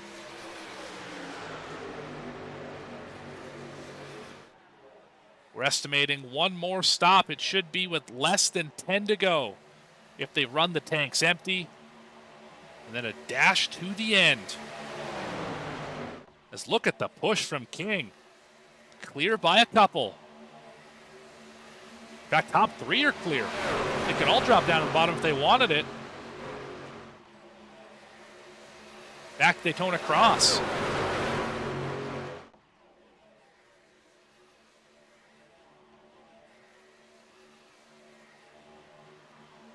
Now, this is just me being a little bit of a mad scientist here. I don't know if it would be the right move, but if you can get 3 or 4 trucks to short pit, then when the caution comes out and everyone pits, you can jump back ahead of everyone if you manage to stay on the lead lap. I'd say it's bold. I like likely. the idea, but I think you need more than 3 or 4. I think you need like 7. And the reason I say that is inevitably 1 or 2 of them are going to make a mistake. Then you're left with 5, and 5 is the ideal number for one of these packs. If you have any less, you kind of struggle. Any more, oh, they're about to wreck behind them. Kime just had a big moment. Did a really good job saving it there. Heads up by everybody back there, really. As soon as there was a bobble, everybody kind of got out of it, let everyone gain back control. And the whole field's been on their A game all night tonight. Yeah. Yeah, like I'm not opposed to the idea that you propose there with the short pit, as long as you're in the window to make it to the end, of course. So I would imagine you need to be another 5 to 8 laps from now before you could make it happen comfortably, because green-white checkered's probably going to happen, just the way that these races tend to play out. And then a short pit, if you're efficient enough, it could pay dividends. Then it would really just be about who got on and off pit road fast, or who was able to draft more efficiently and all of that. And then that's, as we saw in the duels last night right here on V-Speed, that is where you really get an interesting strategy type of race, and it's just about who can pure draft the best. Yeah, chat, you're right. Sunday is going to be fun with a full 40-car field. Absolutely. The next-gen cars draft a lot different than these trucks. It's a lot more pack style, less being able to just put the bumper to somebody and go.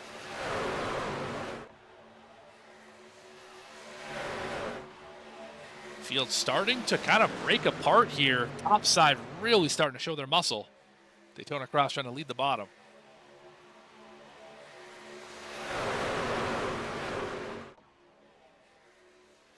While all that goes on,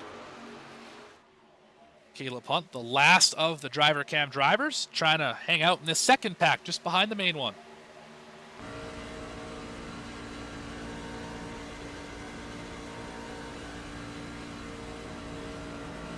There is Caleb in front of the green screen. This truck, of course, still damaged, but he is leading that little pack. On 23rd right now. Been kind of a miserable race for him. Got damaged early in the deal with Daytona Cross, and has really yet to be able to recover from that. At least the wheel is straight this time. Definitely had wheel damage at one point in this race.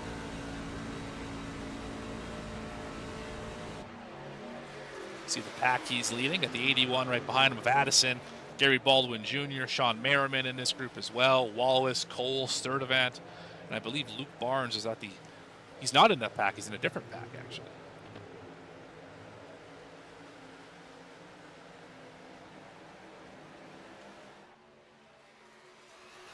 Back the up. back of that back leaving a little bit big of gaps, and I don't know if that's going to hurt their speed or not. Yeah, they're definitely slower than the main group. Main group's running 49.9s. That group's running 55s, 50.5s, I should say. So they're well off the pace. As Beam just did a little gymnastics routine up against the outside wall, able to keep it from tumbling down. No faults.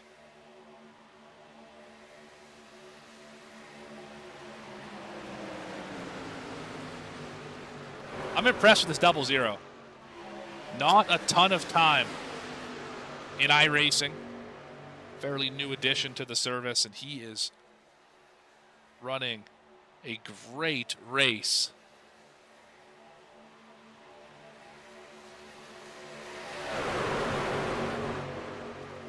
Made the one mistake where he caught Hunt trying to pull that truck off the wall. Other than that, been a pretty smooth day for the driver leading the inside line and about to be leading the race.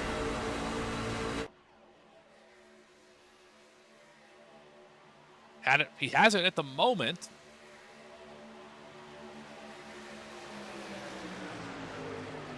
As I'd say, we are now in the window to make it to the end.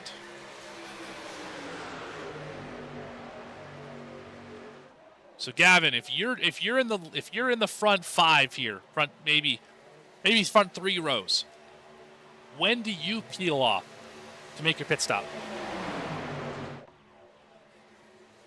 I just think you got to get organized with the other drivers in the pack. I think they do have a race chat, so I think everyone's going to be communicating with each other, and we're going to see a majority of the cars come down probably within a 3-lap window of each other.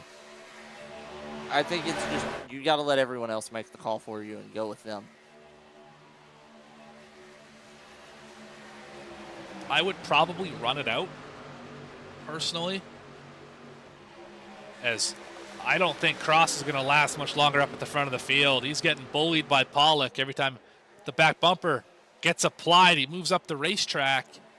That is not going to spell positive signs for the inside line.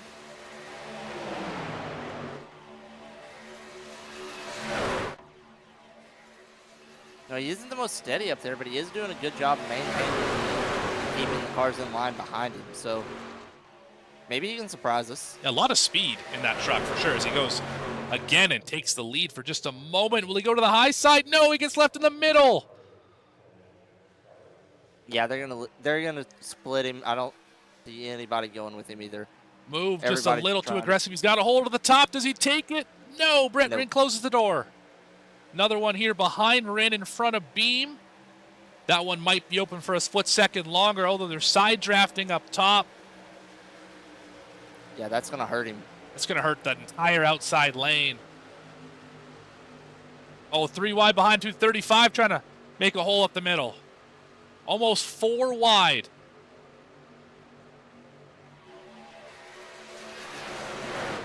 Up in the outside wall, there's a truck. That's Beam.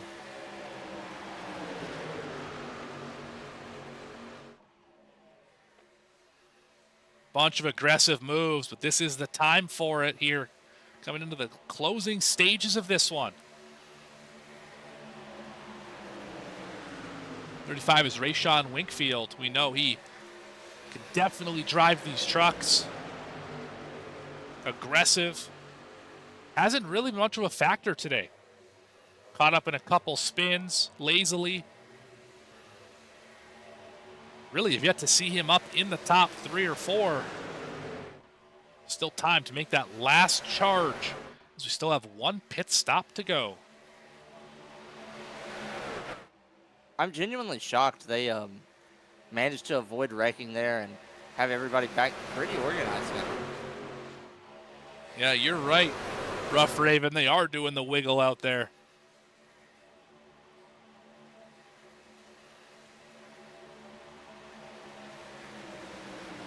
These trucks are bobbing and weaving. The 00 said, to heck with the bottom, it's time to go to the top side. Oh, truck down below the apron. The 77. Can he save it? Yes, he can. Zach White. Oh, they're pitting here. That's why. Some drivers saying this is the time to hit pit road. I don't know if the 27 sped there or not. That was close. Barnes with a very aggressive pit in. Clearly is good enough to not speed. Now I think we're going to see two strategies. We're going to see a group run it out to the end, and I think we're going to see that group that just pitted now. As I believe we still have another 12 or so laps under this fuel load for the drivers who have yet to pit. The top 20 still on the racetrack, 21st on back, 21st back to 28th, I should say, have hit pit road. Those are the drivers who were in the main pack. Do we see pitters here? We do not. No. We do not. Not surprising, I should say. As Barnes, King, we got Hinson back there, Brett Rinn, Michael Wade.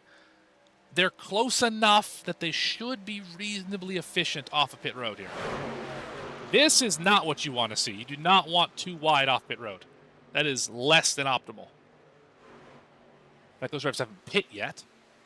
It's still not optimal. They're not in the main pack either.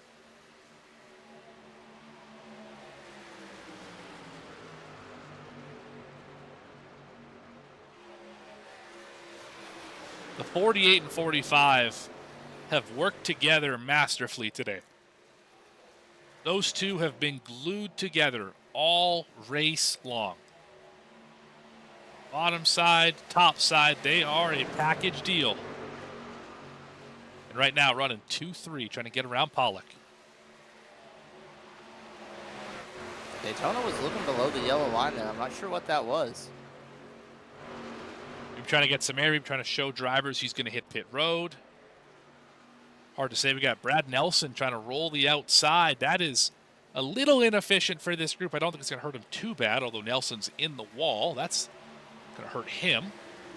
He might be trying to drop to the back of this pack so he can pit without anybody running him over. That is a valid strategy. He's only going to lose a couple spots. There are only 10 in the group. That's exactly what he's doing. Still not pitting here. As they lap the 18, Sean Merriman. He will tag onto the back of this line. The drivers that pit. Barnes leading the way their last lap, 49.8. The leaders, 49.6. This will probably be the first lap that group is efficient together. So we'll see what they do at the start-finish line. They can just roll off turn 4 here. This time by, it is a 49.5, so they're faster. They're faster than Pollock and company. If they can keep doing that, we could see a change for the lead in this strategy. How far does the lead pack go, Gavin? What do you think? It's looking like they're going to run it out. And the way we were talking, I think they can make it until out, what, lap 92, 93 probably? Yeah, around there. I would say about another 6 laps or so. 6 to 8? Yeah, I think they might pit at lap 90. It's just a nice, even number, easy to communicate to everybody. And it just sounds good to make a concrete decision like that. I wouldn't be surprised if lap 90 or coming to lap 90s when they pit, honestly. Because you really go off the leader in this case. Yeah. And you work up what the leader has to do. Because they obviously have less fuel because they're burning it all, cutting the air for everybody else. With driver connection issues, that's the 77 of Zach White. Another car's about to go a lap down. Right about that. Another lap where this Barnes-led group is about a 10th faster than your leaders. This is going to be very interesting to see where they shake out. They're about 35 seconds behind. There's the start-finish line now. Pollock, I believe, is in the middle of 2. They're exiting 4 here. Also, the group that runs it out might be able to have a little bit shorter of a pit stop. That's true They as might well. not put very much fuel in the truck, and they might be able to save a little bit and create a little bit of a gap when they do get back out front. That is definitely a little. possibility. You're right. I don't think it's going to be a major difference, but just maybe the difference of 1 or 2 seconds. Yeah, but a couple seconds could be everything that you need. Drivers on pit road right here.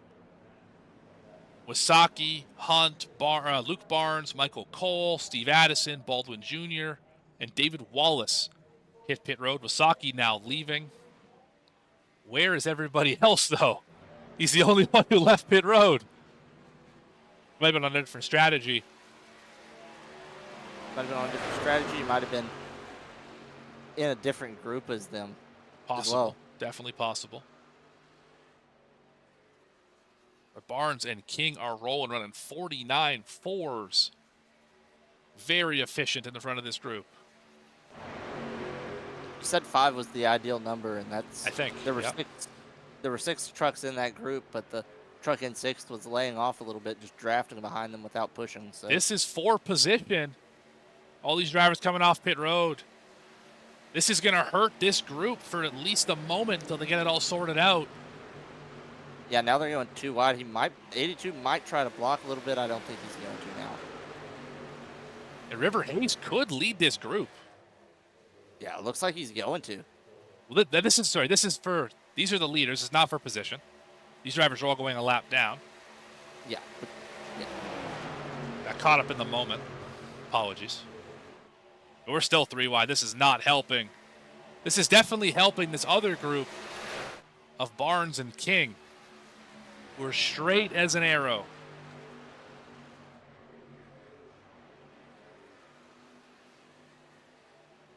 This lead pack works around the lap traffic. Yeah, this front pack they're unorganized now. They might be losing quite a bit of time here. Well, here is 90. Do we see them hit pit road here? I think they yes, they do. They're all the way out. They're going to pit. I think most of them. You must have a crystal ball up there. Oh, some drivers, a little too much speed. Daytona Cross. Did not speed onto pit road. Just about got in the back of Jewett, though. He almost got into the inside wall as well. Something we don't see happen much in NASCAR, but he about hit the inside wall. Almost did. Reggie Kime stays out an extra lap. He is currently scored as the leader. Tucker the third in that next group. He is in second. 4th car in that line. Then Sturdivant, all by him lonesome, is 3rd. Holston leads the way off of pit road. He is leading the pack that just pit. Now, where is Christian Barnes and company? There they are. They're going to clear easily. Look at the head of steam. All they have to do is keep it to the outside, and they will effectively take over the point.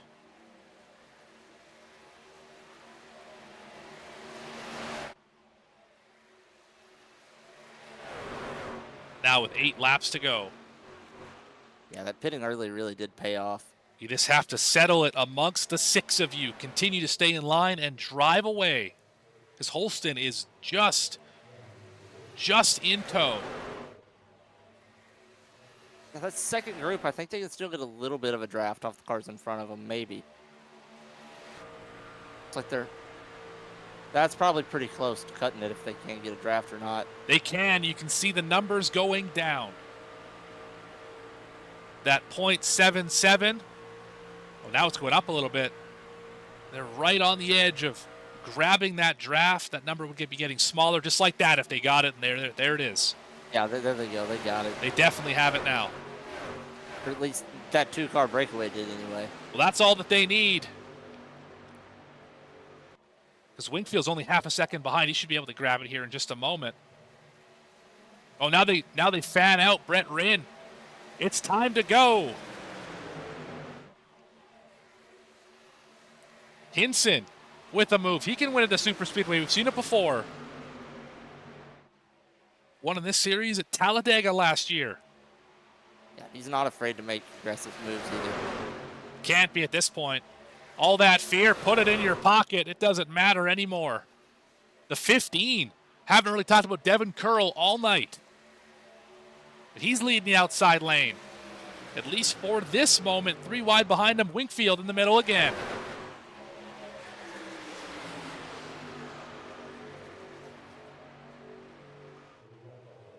Pushers pushing pushers.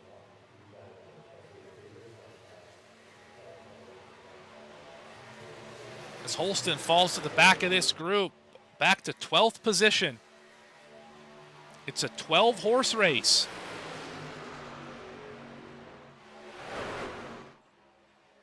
Little squirrely Brett Rinhard to the outside wall. That's going to cost the momentum.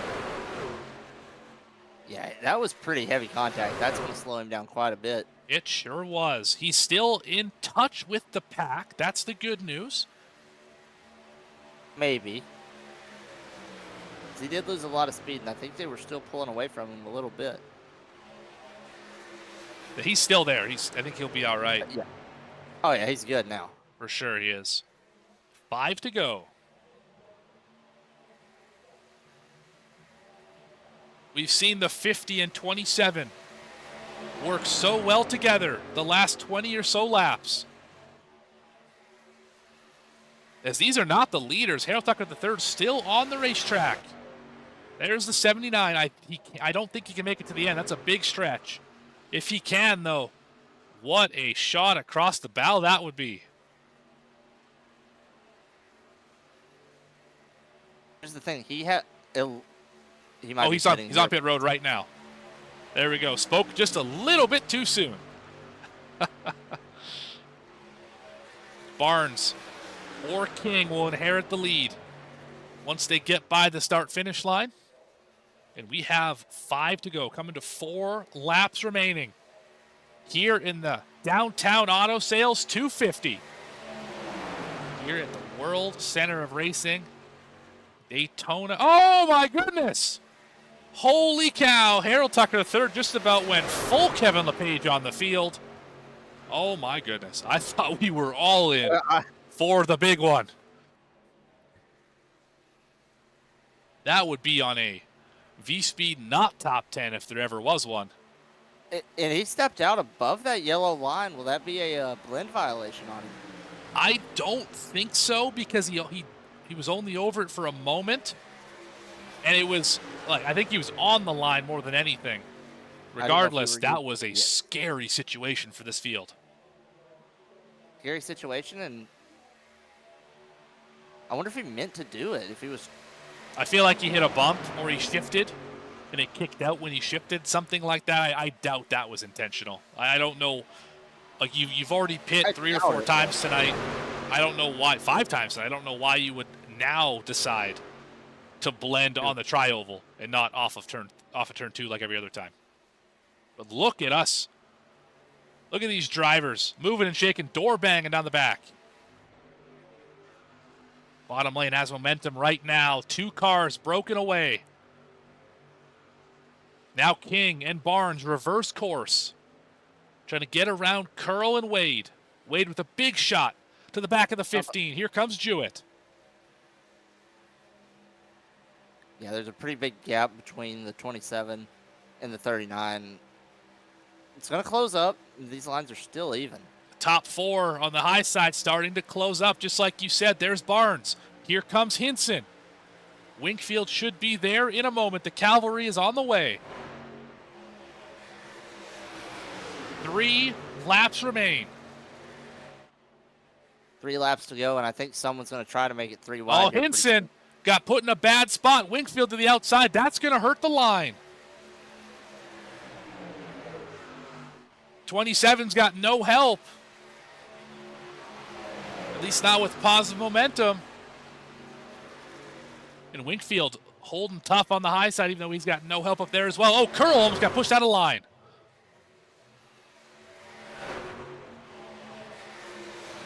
As they're setting 3 wide, there was that group a little bit behind them that, yeah, okay, they don't have time to we are moving and shaking up at the front. Zachary King trying to play Pied Piper and block every lane. Barnes, side drafting, door banging with Winkfield, Hinson, Curl, and Pollock 3 wide behind him. Where does the 50 go? Can he block them all? 2 to go. Just under 5 miles remain. Here comes the 27.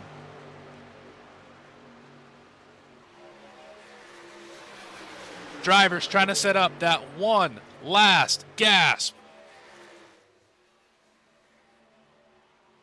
Winkfield got to the outside. They're 3 wide for the lead. King made a wrong move. He's going to pay for it dearly. White flag is out. Winkfield at the top side. Barnes on the bottom, getting the push of his life from Curl. Wade going to make the move to the high side. There goes Curl. Wade back to the bottom. Moving and shaking behind him. Jewett to the middle. He's going to push Curl. Can the 2 blue cars hook up and get it done?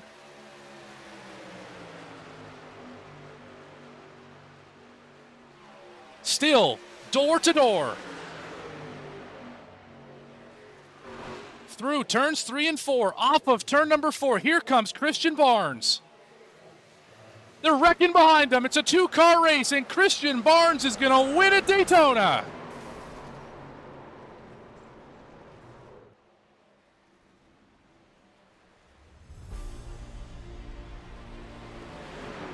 Last year's champion starts off the season with a bang. Christian Barnes leads 18 laps to win the Downtown Auto Sales 250 from the World Center of Racing.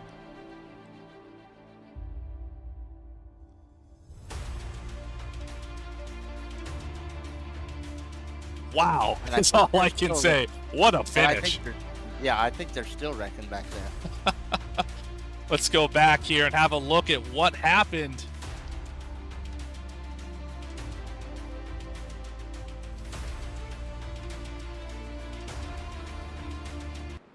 Yeah, we definitely saw some fireworks at the end of that one. Let's go right on board with the 50. We ended up with a 10th place finish out of all of that, wrecking across the line. A little further back here, so we see the 50 get pushed below the line. That black truck with the blue and green on the hood. 3rd in line on the bottom.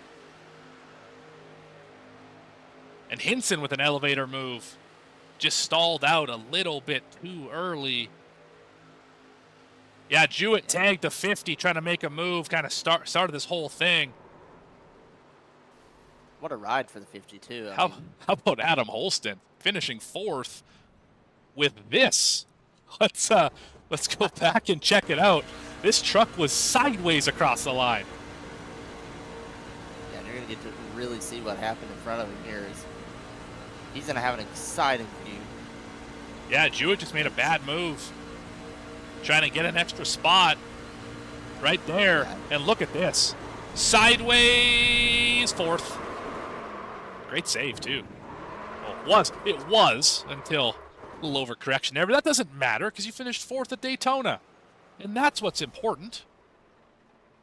Barnes, Wade, and Winkfield, your top 3. Well, how about some results? This is how this one ended up.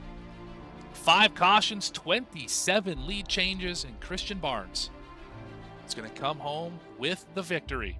Michael Wade in that how about the Greg Biffle throwback will finish in 2nd. Rayshon Winkfield in 3rd. Adam Holston will finish 4th. Stevenson in 5th. Pollock will finish in the 6th spot after doing so well early in the race. Gavin Hinson, solid day for 7th. Brett Rinn to 8th position. Derek Jewett in 9th. Zachary King in the 10th position. Curl finished 11th with Brock and Cross in 12th and 13th. Nelson 14th. Tucker the 3rd, 15th. Cole in the 43 car was 16th. Lewis 17th, 8th. He started 10th. The 26 truck finished 18th after starting 32nd. Great move up through the field.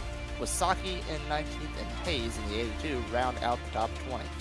Now back to some drivers who had eventful days. Sean Merriman finishes 21st. Zach White in the 22nd spot. We got John Ullman wrapping it up in the 23rd position. Luke Barnes 24th.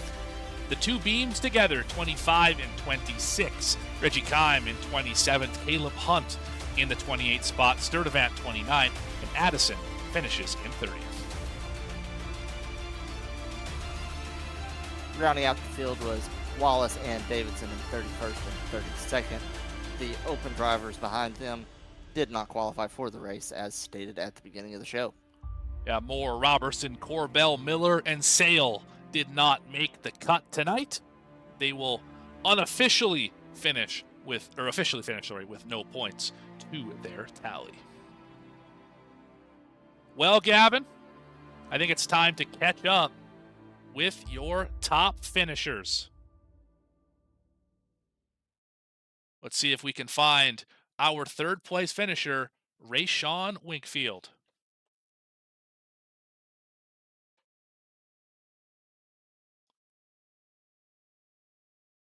Rayshawn, Morgan, and Gavin up in the booth. You got a copy? Yes, sir, I do. Well, that 35 truck was hyper aggressive those last 10 laps. You put it in 3 wide in every situation you could, trying to make it up to the front, and you got to second at one point in time. What more did you need to be able to cross the line ahead of the 16 and 27? I needed a teammate. Running play tracks with no teammate is a death sentence, but still would have put it P3 because, I mean, I was willing to risk causing a wreck to put it 3 wide. Because, I mean, you without running a teammate, you have no one to push you. You have to make the aggressive moves and make someone push you or either get in front of you. But it really came down to if I could have got around Christian when I was side by side with him, but I couldn't. Yeah, that truck was fast tonight. You didn't really show up until the last 20 laps after that pit stop. So props to you for hanging back, avoiding all the incidents, and being there when the time was right. I mean, you gave it everything that you had. What does this say for the rest of your season? Do you plan to run full time, or what's the schedule look like in the Downtown Auto Sales Truck Series powered by Pest Busters? Whenever I plan on racing as much races as I can. Whenever I get the chance. Sometimes my Wednesdays are a little busy because I'm a pretty avid college basketball fan. I like watching college basketball. But I mean, whenever I'm free, I should be racing over here. I love running with these guys. Like everyone in here is really respectful, really nice to run with. But just if I have some free time, I'll show up over here and race with y'all. Glad to hear that, Rayshawn. And while we have a moment, why don't you take a minute here? Who do you want to shout out? Who do you want to thank for a third place finish in the opener here at Daytona? Shout out to all Team Delusional, Colin Bollinger, Hunter Manley, Daniel Plain Smith, Andrew Bolander. Shout out to you guys for all those broadcasts. Shout out to all the sponsors helping this league run. Shout out to Brandon Willard. And yeah, that's about it. Awesome. Thank you for your time, Rayshawn. Congratulations on the podium to start this one off. Yes, sir. Thank you.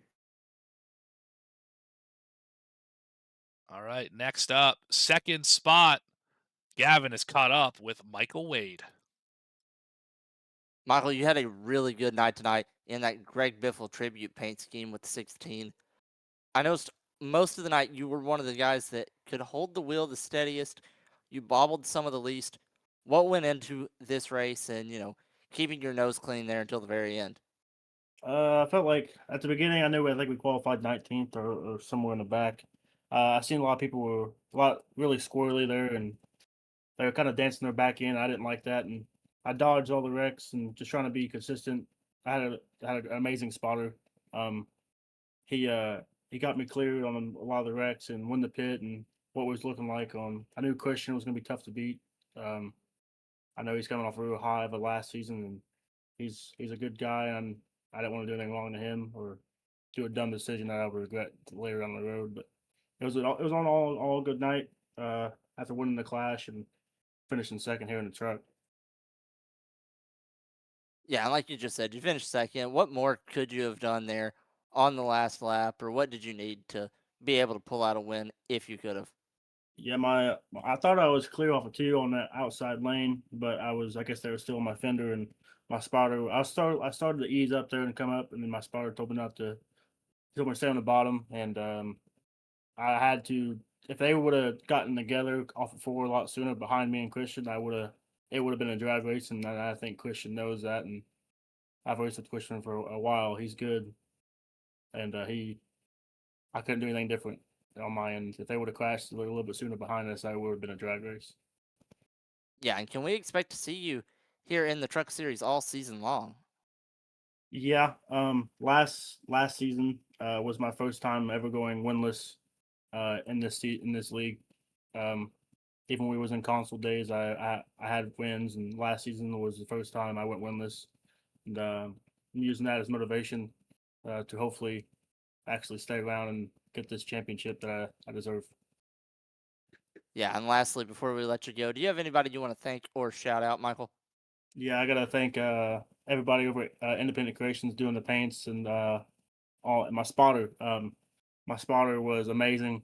Chad Allen, he got me the win and obviously the Coliseum and getting second here tonight. If it wasn't for him, I probably would have been junked. If I'm being honest.